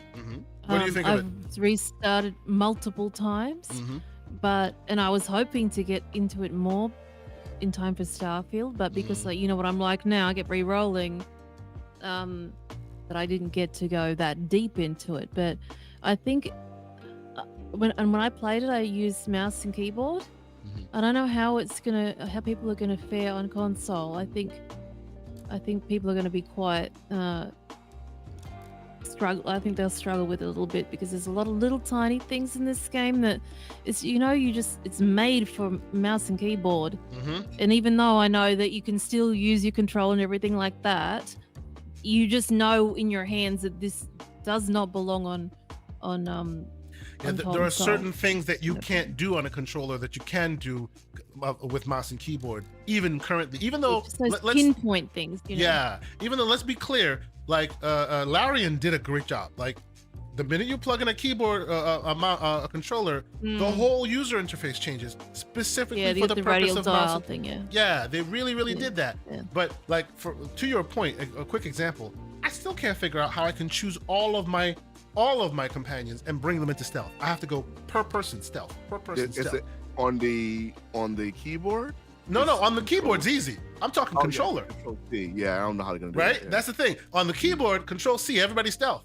On the controller, person 1 stealth, person 2. There are certain things that just, no matter what you did, just won't translate well into that paradigm. But in general, though, you've been playing it, you like it. The idea that it's coming to Xbox, what does that do for you? Does that grab you? Are you excited, or are you just like the ship has sailed for that, for Baldur's Gate? You know what? I would play co-op with it. I would play co-op on Xbox, I think, just so I can play with my friends. But on the Series X, of course, because it's not on S. At least not co-op. At least not split screen.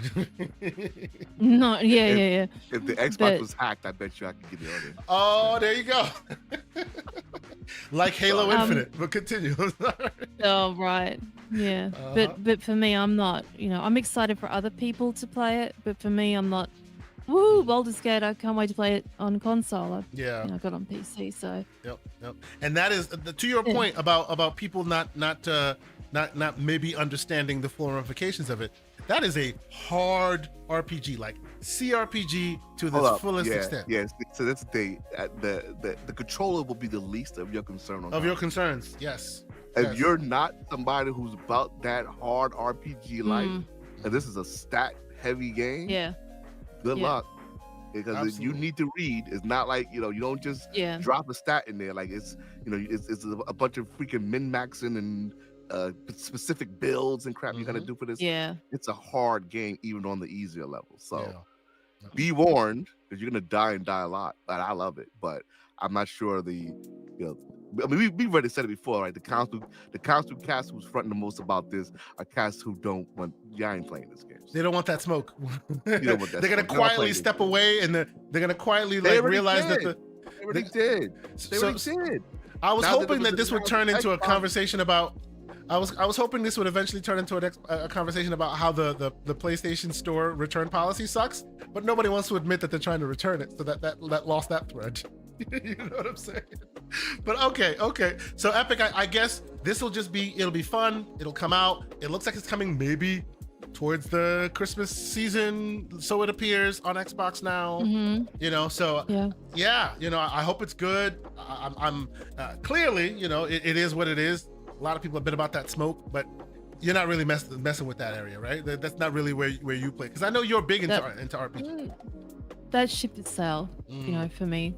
Understood. Once you're on PC, it's kind of hard to like Starfield. It's kind of hard to go console. Just how it is. Once you're spoiled,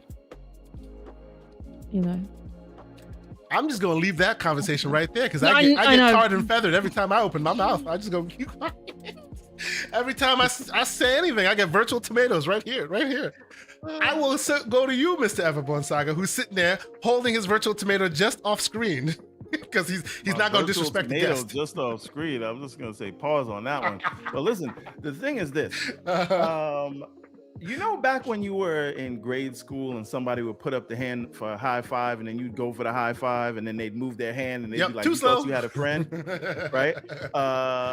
That's Larian right now to all these dudes that were using Baldur's Gate to try to run with their console wars, right? So a lot of people that, again, did not mention this game before. You can go look at their history, didn't care about it, and then saw it got rave reviews by 14 people, and then saw the whole stunt that Larian pulled with the marketing, and we can have that discussion or debate that you want about throwing the Series S under the bus and whether that was necessary to ultimately end up where we're at right now. Which I have the smoke and the receipts, and I'm ready to have that discussion if we want, but we don't have to do that. But what I am saying that is funny is now something that people were trying to compare to Starfield, which there's no reason to compare them. They were using it as some sort of victory over Starfield. Now it's coming to Xbox in a few weeks later.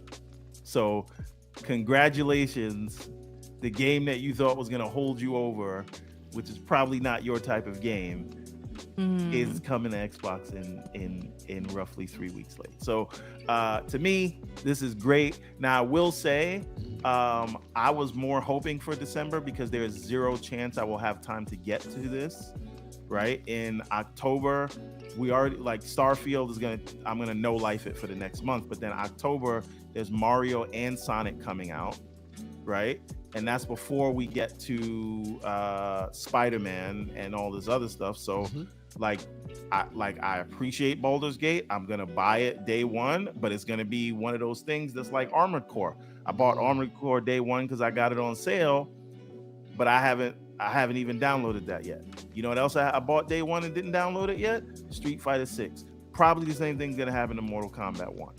Right? So I didn't need this to come out so early. This could have came out in 2024 and I would have still been dealing with the current backlog. Because by the way, there's like a backlog and then there's a backlog, right? And that the backlog, there's the backlog that you're gonna play, and then there's the other one that you're never gonna go. Backlog. You in big trouble. You in big trouble. Like right. So right now, two other games that I bought that I couldn't finish just because of the way things came out are Resident Evil 4 remake and Jedi Survivor. But because that came out in this short window of Resident Evil 4, Jedi Survivor, Tears of the Kingdom, Diablo 4, Final Fantasy 16, right? I finished Final Fantasy 16. I'm halfway through Tears of the Kingdom. That's the next thing I don't even know when I'm gonna get to Tears of the Kingdom. So Baldur's Gate, yeah. You know, yeah. I don't Shadow Realm. You gotta do that. Yeah, that head knob was everything. Like, yo, you know, it's not personal. What do you think, Pixel? You know when somebody's going on for too long and you're like, oh, word, oh, that's crazy. But then you gotta say that's crazy 3 times. That makes time for them to wrap it up. I don't know, but that's how I'm looking at Baldur's Gate 3 right now. But I'm gonna buy it, so they're gonna get my money. But I have no idea when I'm getting to that game. I'm sorry. I need to pull a quick card here. Hey, Ron, you need to slow your roll, sir. MK1 does not look terrible, sir. I have been playing the open beta. It is stunning looking. No. There'll be none of that, sir. He's on because he knows that MK1 is gonna dog walk Street Fighter 6 in terms of sales. Now they're both amazing games. But, I will not accept any slander from you, sir. MK1 is like, it's gonna sell probably 5 times as much as Street Fighter. And it probably won't score as high as Street Fighter, but it'll still sell all of them. It'll sell all the copies. It will. So there'll be no slander. And I've been playing it, and it's wow. Like if you compare them, it looks like Street Fighter's hitting at a different level. But when you play it, man, MK is wild. MK is wild and amazing. But I love it. They're fighting games, yes, but they're each doing they're like things, the best that they've ever been in what they do. And to me, that's what you want, and that's amazing. And bring back Virtua Fighter. Sorry. Real quick, no doubt. Abacab for 72, $5 super chat. Salute to you, good sir. He says, you guys know you can use a keyboard and mouse with Xbox, right? Yes, I tested that way back in the day. I have one of those things. And we don't want to. Well, but here's the thing. Games, even though the console implements it, most games don't implement it well. So even though the keyboard and mouse works in the console, when you're playing, let's say, Baldur's Gate, unless they implement it, it may not run like you do on PC. Larian will implement it properly, but if I wanted to play on mouse and keyboard, I would come to my 3080. Yeah, and that's another the point. sad truth of. That's what I said. Let me tell you. No doubt. Pause. So that's what she said. That's what she said. That's right. Literally. See, we can do that now. Thank you very much. All right. Oh, we are children here. Forgive us. We are children. All right. Wait till the Matt Booty jokes start happening. But No. We leaving Peaches alone. Leave Peaches alone. Okay. All right. But okay. I think we're close to the end of this episode, ladies and gentlemen. I think we're close to the end of this episode because you know what, frankly, I love talking to y'all. Aaron is doing his best impression of Revive saying. Yes, he is. That's it. Just one thing real quick. Go ahead. before Yes. we move off. And they both only played him for 2 hours. While your show was going on, Larian has announced that Baldur's Gate 3 is now available for PlayStation. Right now. Oh, right now on PlayStation. Ooh, people are downloading it. Excellent. Okay. But there's a problem. What's the problem? HDR is totally broken. Oh no! The game is not ready for prime time. So they pushed it out the door a little too quickly. Yep. That's something. Jump that gun. Yeah. That's what happens when you try to be counter programming and throw the Series S under the bus just so you could I guess sell the your PlayStation game can't handle and use the media and the PlayStation zealots to try to push your game out at the Series S expense when that was never the problem in the first place. Let's get an image of this on the screen. Check your And now the chickens are coming home to roost. And that doesn't make me sad. Matter of fact, it makes me glad. This guy. So this is what Mr. Pixel G is talking about. And this seems to be what's going on the screen. Oh no. Christ. Hold on. It looks like the gold box version of Dungeons and Dragons I was playing in 1982. See that color palette? What's that, 8-bit? Oh boy. Oh, jeez. Oh yeah.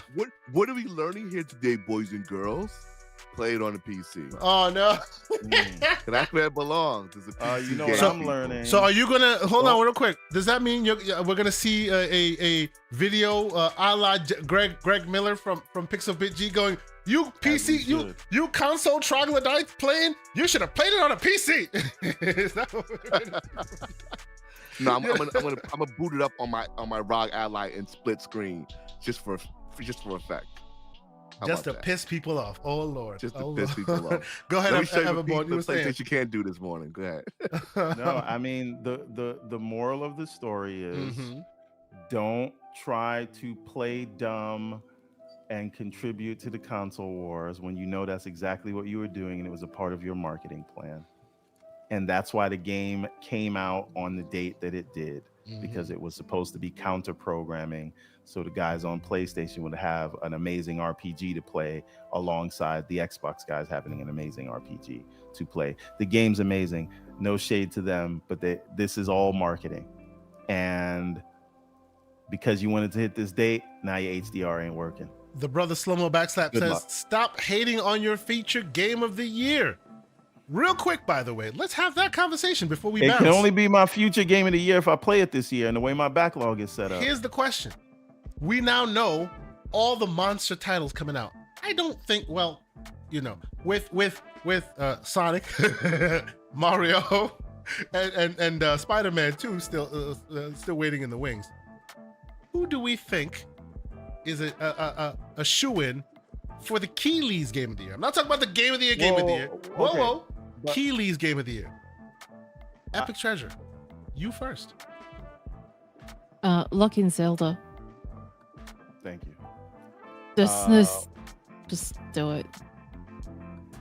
Right now. How about you? The only thing I would say, I think picking the actual winner, I just think it's gonna be Zelda because you know it's Zelda or whatever. Yeah. Speak on it. Yeah.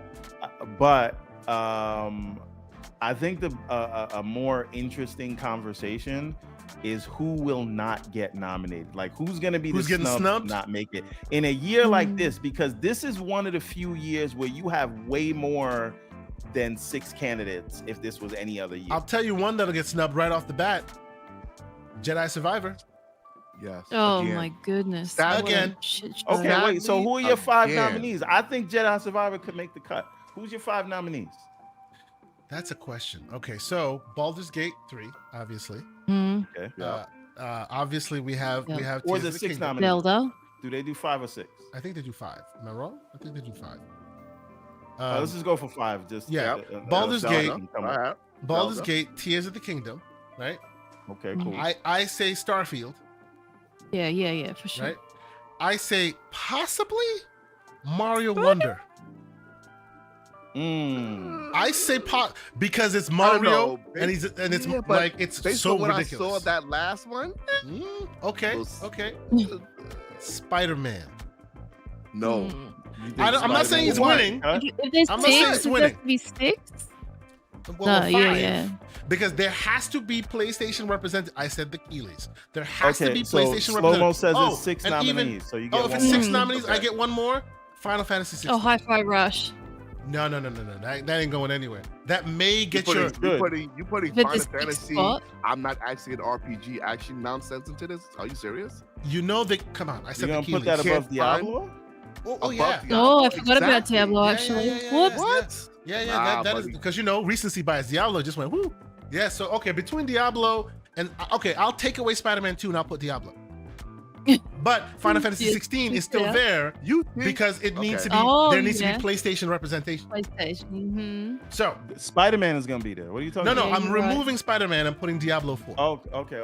I got you. But still, All Final Yeah. Fantasy That's needs that to be part. there because there needs to be PlayStation representation. That's what I think it is. All right, chat, help us out here. I want to see what the chat is saying. What Oh is the chat's man, see, and then 6 nominees?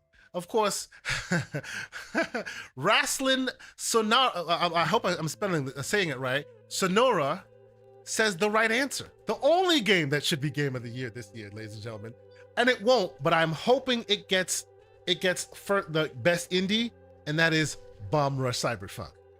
It has to get nominated for something because if it doesn't, can't- I will you cry can't- tears. Go ahead. Yeah, you can can't put cry Bomb now- Rush right in now. there and then I'll this send you Hi-Fi some Rush. colonels. Well, you know the reason why they'll diss Hi-Fi Rush because Hi-Fi Rush can't be called indie because it's backed by Microsoft. So they will where Hi-Fi fits, they'll put Bomb Rush, and I'll be okay with that, Okay. right? Because Okay. Yeah, cool. that developer is really indie and they deserve it. Even Double Dragons might get a nod for indie because they are also very indie. Maybe. Don't know if it will, but maybe. The problem with Double Dragon is they didn't market that properly at all. True. Nobody knew about Nobody it. knows I think about if it, they did yeah. know about it, it Yeah. would be up there with Shredder's Revenge and these Yes. other ones. Okay. Slow-Mo saying Remnant 2 deserves a nod. I haven't seen Ooh, yes, that's Deserves, true. That's but true. it ain't getting That's it. true. Like, see, it's getting even more interesting. So, all right, And remove remember, we Mario don't know how Wonder. well we And we put don't know Remnant how 2 in. well Lords of the Fallen is gonna do. Oh, that looks good. My God, I'm very excited about that. Bring that. So now, I definitely think that even though I loved Final Fantasy 16, and it's definitely not an RPG, but it's a great story. Some people say it's not even a game. Some people say it's a movie you watch. Well, It's It an does- interactive you- movie. you do get it's super linear, but you do get more autonomy as you go. Okay. Slow-Mo can tell you that, but Okay. and the ending was fantastic. But anyway, that's not getting in there, right? So what happened to Uh, Hogwarts? No Hogwarts? Oh, Hogwarts is gone. No Hogwarts? Hogwarts was gone because of the drama that preceded it. Mhm. Even though the game itself is great, Hogwarts is gone. They Yeah. needed they needed other options to be able to use that as an excuse to drop it off. Come on, look at what we're doing here. Diablo 4. We're talking you're Remnant doing, 2. There's been so many others that will fit in there. That drama that sprinkled in beforehand is enough to disqualify it right there. Hogwarts ain't Yeah. even popping Yeah, up. maybe. However, Mhm. I think that is it possible that the indie one that they bring in is Sea of Stars? Interesting. True, Interesting. true. It did get a true. good pop this morning, like recently. Although right at the cusp of Starfield, so that thing just went haywire. It's over now. It just started and it's over now because it's right before Starfield. Yeah, you know. bad timing. So Slow-Mo says Zelda, BG3, Ooh, Spider-Man also 2, brings in Starfield, Sea of Stars, Armored Core 6. Core. Oh my goodness! You see, I haven't even gotten to Armored Core. I haven't even either. That's the reason why I'm saying there's no Hogwarts. That's why there's no Jedi Survivor, right? Like, even I will be on this bet. We're on this bet of EpicTreasure, so you know. I say Elephant Tusk Mario will squash all competition as far as sales. But even there, I could probably see them remove, because we know Tears of the Kingdom is a shoe-in. So I could see them remove Mario and put in Armored Core. Just so you have representation from each platform. Yeah, I don't see how Diablo's getting dropped out of the conversation so quickly as well. No, but it's in there. Well, it's in there. No, for slow mo.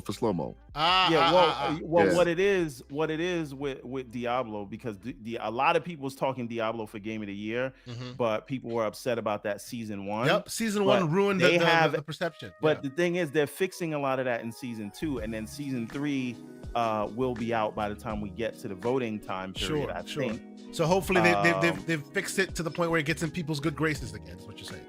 Right. So there's bad press around it, but that would be the only thing holding it back. But Diablo 4, the way that was a zeitgeist title that everybody was talking about, and everybody was saying it could win. That's right. Yeah. So let me give you my list. Yes. Obviously, Tears of the Kingdom, and that's the one that's going to win. We all know it at this point. Yes, sir. Yes. Baldur's Gate 3 is 1000% getting nominated. Of course. Yep. Right. I believe Starfield's going to get nominated. I agree. Now this is where it gets interesting, because we have to. So I think Sea of Stars. I agree with Slow-Mo. Game of the Year. Yes. Yeah, throw it out. Have to have one indie they have to have indie. That's why it's 6 and not 5. Okay. Now, where I'm gonna shock everybody is, I don't know if Spider-Man's gonna get nominated. I say no. I think I doubt it too. Right? Yeah. Well, because they have definitely Final not Fantasy, going to be, because they have Final Fantasy 16 not getting nominated either. You think so? So you think there will be no PlayStation first party representation on this stage? The Keeleys. I'm not talking about any other award. The Keeleys. You think there will be no PlayStation there? This is a banner year, and the competition is super stiff. Yeah, it's very fierce. And this is not even me being an Xbox guy. But I think that in place of Star Wars, now it did have performance issues, but I do think Jedi Survivor has a shot at making that list, the way people were talking about it when it came out. I'm still loving it. I'm still playing it. If it wasn't for Starfield, I'd be playing it now. It's amazing. It's even amazing on this thing. Depending after the drivers got fixed. I want to say Diablo's a shoe-in, but that season 1 soured a lot of people. Recency bias is a factor. But again, if they can turn it around, then Diablo 4 will definitely be on there with season 2 to address the concerns people had. And it seems like they're allowing you to take a lot of stuff into the new season, and that was people's biggest complaint. People who play Diablo in the chat, let me know based on what you heard versus what the complaints were. Yeah, I haven't finished campaign yet on Diablo. Yeah, that's what I'm saying. But I haven't finished it yet. Thing don't mean anything to me. Yeah. So somebody thinks Shine Film says Alan Wake 2 is going to get a surprise nomination. No, it's not. Hold on. Before you continue, JD Gamer, great supporter of the channel, $5 super chat, says question. The question is, which one of the Game of the Year nominees will sell the best, and separately, which one will have the most players? You know, sell the best in what year? This year, right obviously. now. Yeah. Hogwarts, and the most players will be Starfield. You still think Hogwarts will sell the best? Absolutely. Has it? I thought it's not been dethroned yet. It hasn't been. Okay. I thought that's the news. All right, so it hasn't been dethroned yet. But then you still think Tears of the Kingdom will win nomination, the best Game of the Year? 1000%. 1000% Tears of the Kingdom is gonna win. EpicTreasure. You agree? It's all Tears of the Kingdom all the time. They might as well not even have the awards. It's over now. It always seems to be Zelda doesn't. I would probably, but I would like to see Starfield lap it in, but we'll see. Yeah. You know, Zelda's always default, isn't it? You know, it just is. Can you imagine, Epic? Can you imagine the blood in the streets if Starfield doesn't get nominated? Oh, it will. Oh, I can see You it not think- getting Oh, nominated. No. I know it'll get Clearly. nominated. It'll, I know it'll get it'll- nominated. It's not You even know in what? my realm You of know what? Stop. understanding. You thought Thought that experiment. 7 was bad? Stop. Thought experiment. Thought experiment right now. Starfield doesn't get nominated. Go, EpicTreasure. What are your thoughts? It didn't get nominated. It got washed It doesn't out. process in my brain. It just can't. It doesn't. I can't imagine a world where it will not. It's so weird. because look, man, we still right now probably have certain people on Twitter right now explaining why that 7 is still valid. Like there is a world where that can happen here. How about you, Lore Master, Mr. Captain Pixel? Thought experiment. We are in that world. You know, maybe Jedi Survivor gets nominated and Starfield does not. We're doing a Horizon 5 remix Exactly. from a couple of years ago. What do you think? The problem is, what excuse will you use this year, right? Yep. It came in before date. Mhm. It's not a racer. Mhm. It's highly scored and it's going to be played by millions of people. Yeah, I mean, the meltdown will be it'll be astronomical. It's gonna be all type of smoke if it goes down like that. Like it would be a very bad look for that brand, right? For the Game Awards brand if that happened. If Starfield is replaced with like Final Fantasy 16 and Spider-Man, because that would be the chef's kiss, right? You put in 2 PlayStation games and you dump on the Xbox exclusive. That would be like pretty much the end of that brand as far as certain Xbox gamers are concerned. Because it's, you know, we don't love them like that anyway. So like, go ahead, do your thing. But that would be interesting. At the very least, that would certainly be interesting. You thought Forza was bad. Yeah, y'all thought that Forza smoke was terrible. Listen, As Sycamore would say, guts on the timeline. Yo, that might drive Microsoft to make COD 100% exclusive. Like fuck everybody. All right, I had to do it. Let's do it. I wouldn't do the pocket watching poll. I wouldn't do the pocket watching poll, but I'll do this poll because that's a super interesting one, right?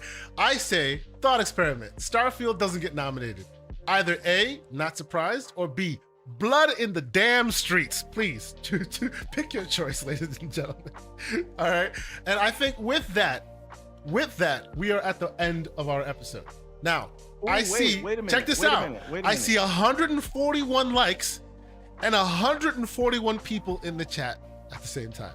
So unfortunately, I think that's a wash. If you happen to be one of those who didn't hit the like button, please consider doing so because we're here presenting amazing content for you. We always are here promoting this debate and conversation on a Saturday morning.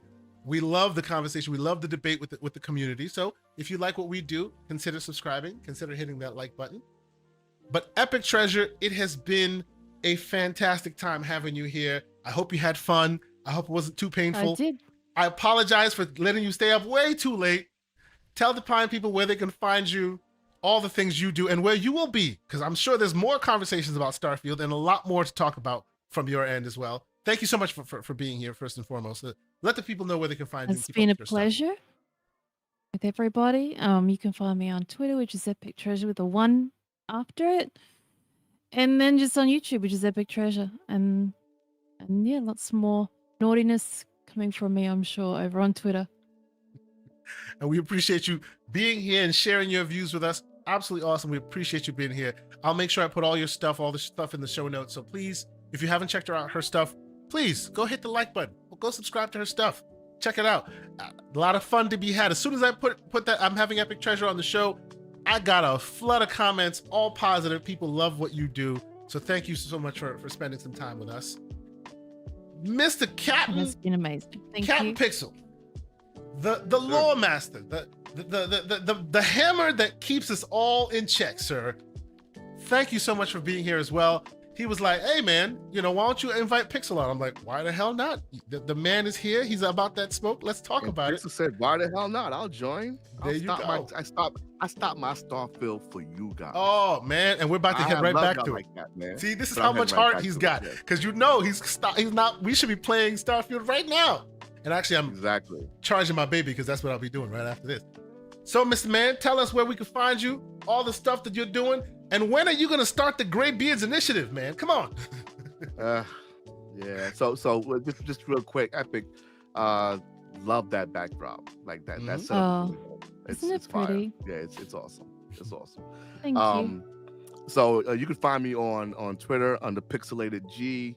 I'm usually slandering fools or pointing out how maps work exactly how they did before. Hopefully I will be trying to make some time this week to start streaming some content on Wednesday.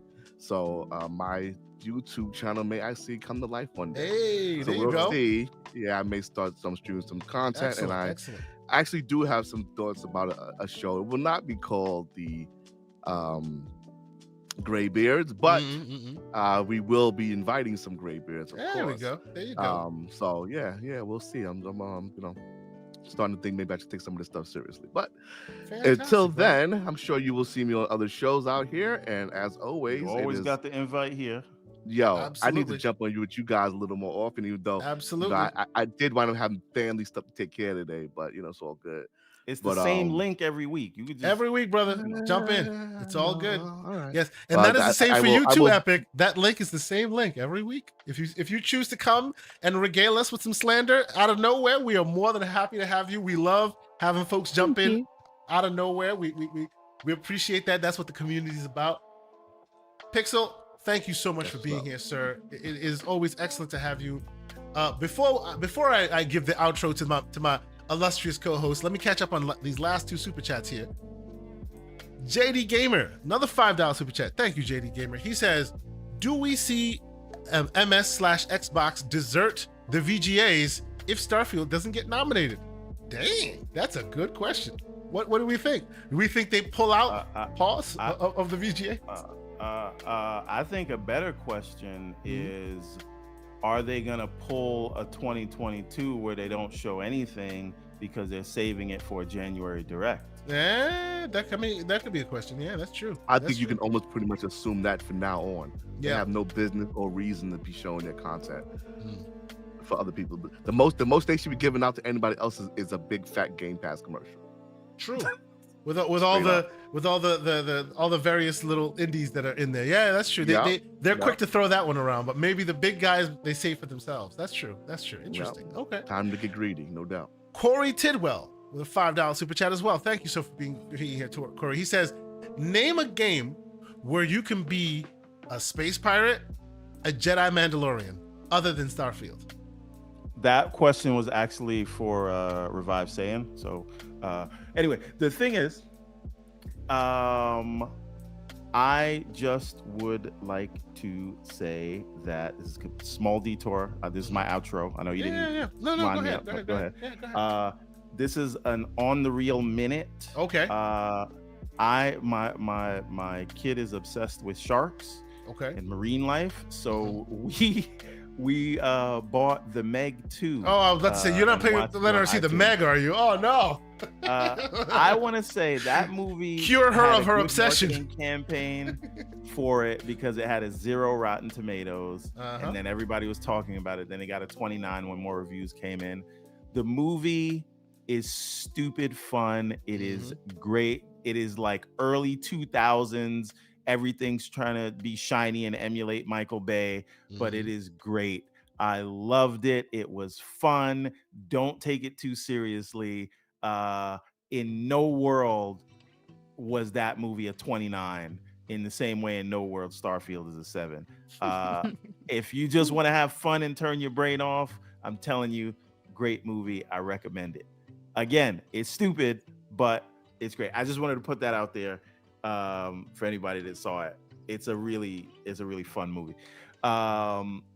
Aside from that, I was actually playing Starfield for a little bit while we were doing this.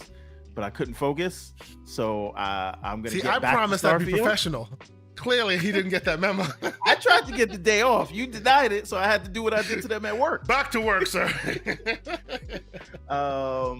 I see Umbra showed up in the chat, so shout out to him.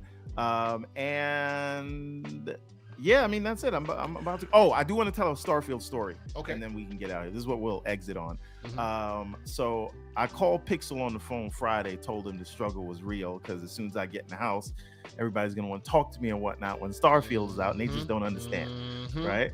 Don't expect them to, whatever. So this morning I wake up and I just woke up thinking about Starfield, right? So I get up and the missus, she has to get up. We have a business that we run or whatever, but she gets up, she runs that. So she has to get up in the morning. So I say, all right, I'm gonna get up, I'm gonna make her coffee. I made her coffee. I was like, okay, I know you're going to work and all that. And you got to get up. Do you want any breakfast?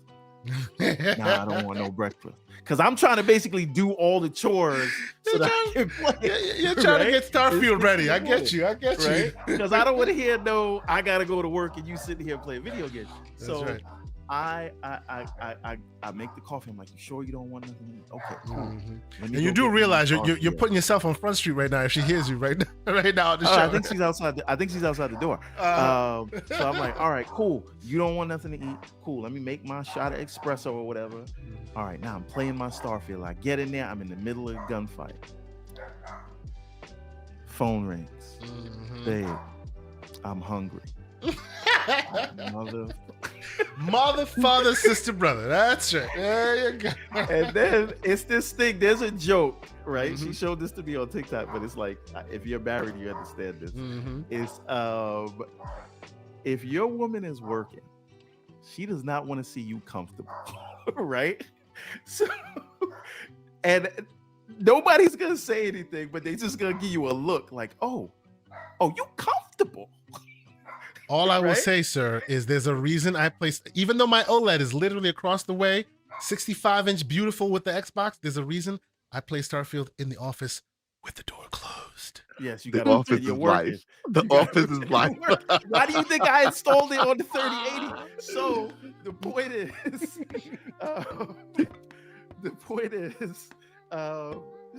she's going, doing all the work stuff, and I'm just sitting here in bed, 6:30 in the morning, playing Starfield, and the death stare that I got.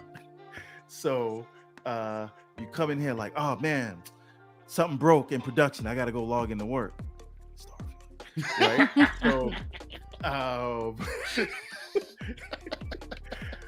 that is why you may see me play this more on the PC than I do on the Xbox. It has nothing to do with the better performance. Enjoy your PC.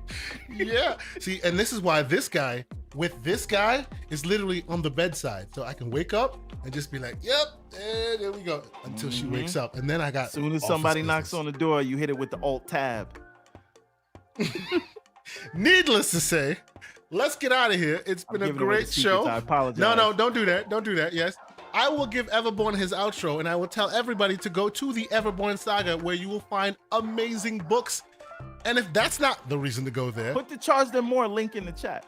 There you go. If that's not the reason to go there, the even better reason for this week specifically is because he has the Charge Them More shirts, which again, black V-neck, sir. You got me? Black V-neck. And oh, by the way, why is it on sale? It's called Charge Them More. It should be more expensive than that. I don't think you get it. Look what it's on sale for. I understand. Okay. I do. Needless to say, thank you guys so much for checking us out. It's been an awesome show. Let me end that poll. And the poll says 67% say if Starfield is not nominated, there will be blood in these damn streets.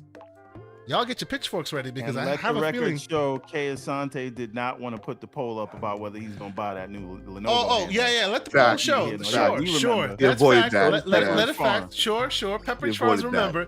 Just remember the episode number. Remember, the Starfield episode is the episode that I said I will not be holding a Legion in my hand unless I get it for free 99. I am not purchasing I'm not putting my dollars up for bad battery life.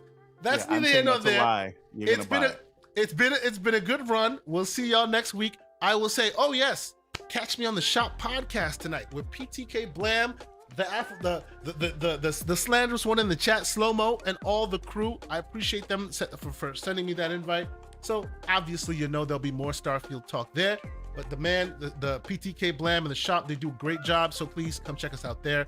But until Monday night, where myself and Mr. John Wolf will get probably more Starfield talk, but we'll talk about the Legion and all these other PC-centric conversations. The handheld Lenovo live on air. Yeah, John Wolf gonna talk him right into it. Watch this. Oh God, you guys just won't give up. Anyway, have a good weekend. Enjoy your games. Go right now to Living Split Screen. Let them know we sent you, and we'll talk to y'all again next week. Peace. Nice to be in orbit.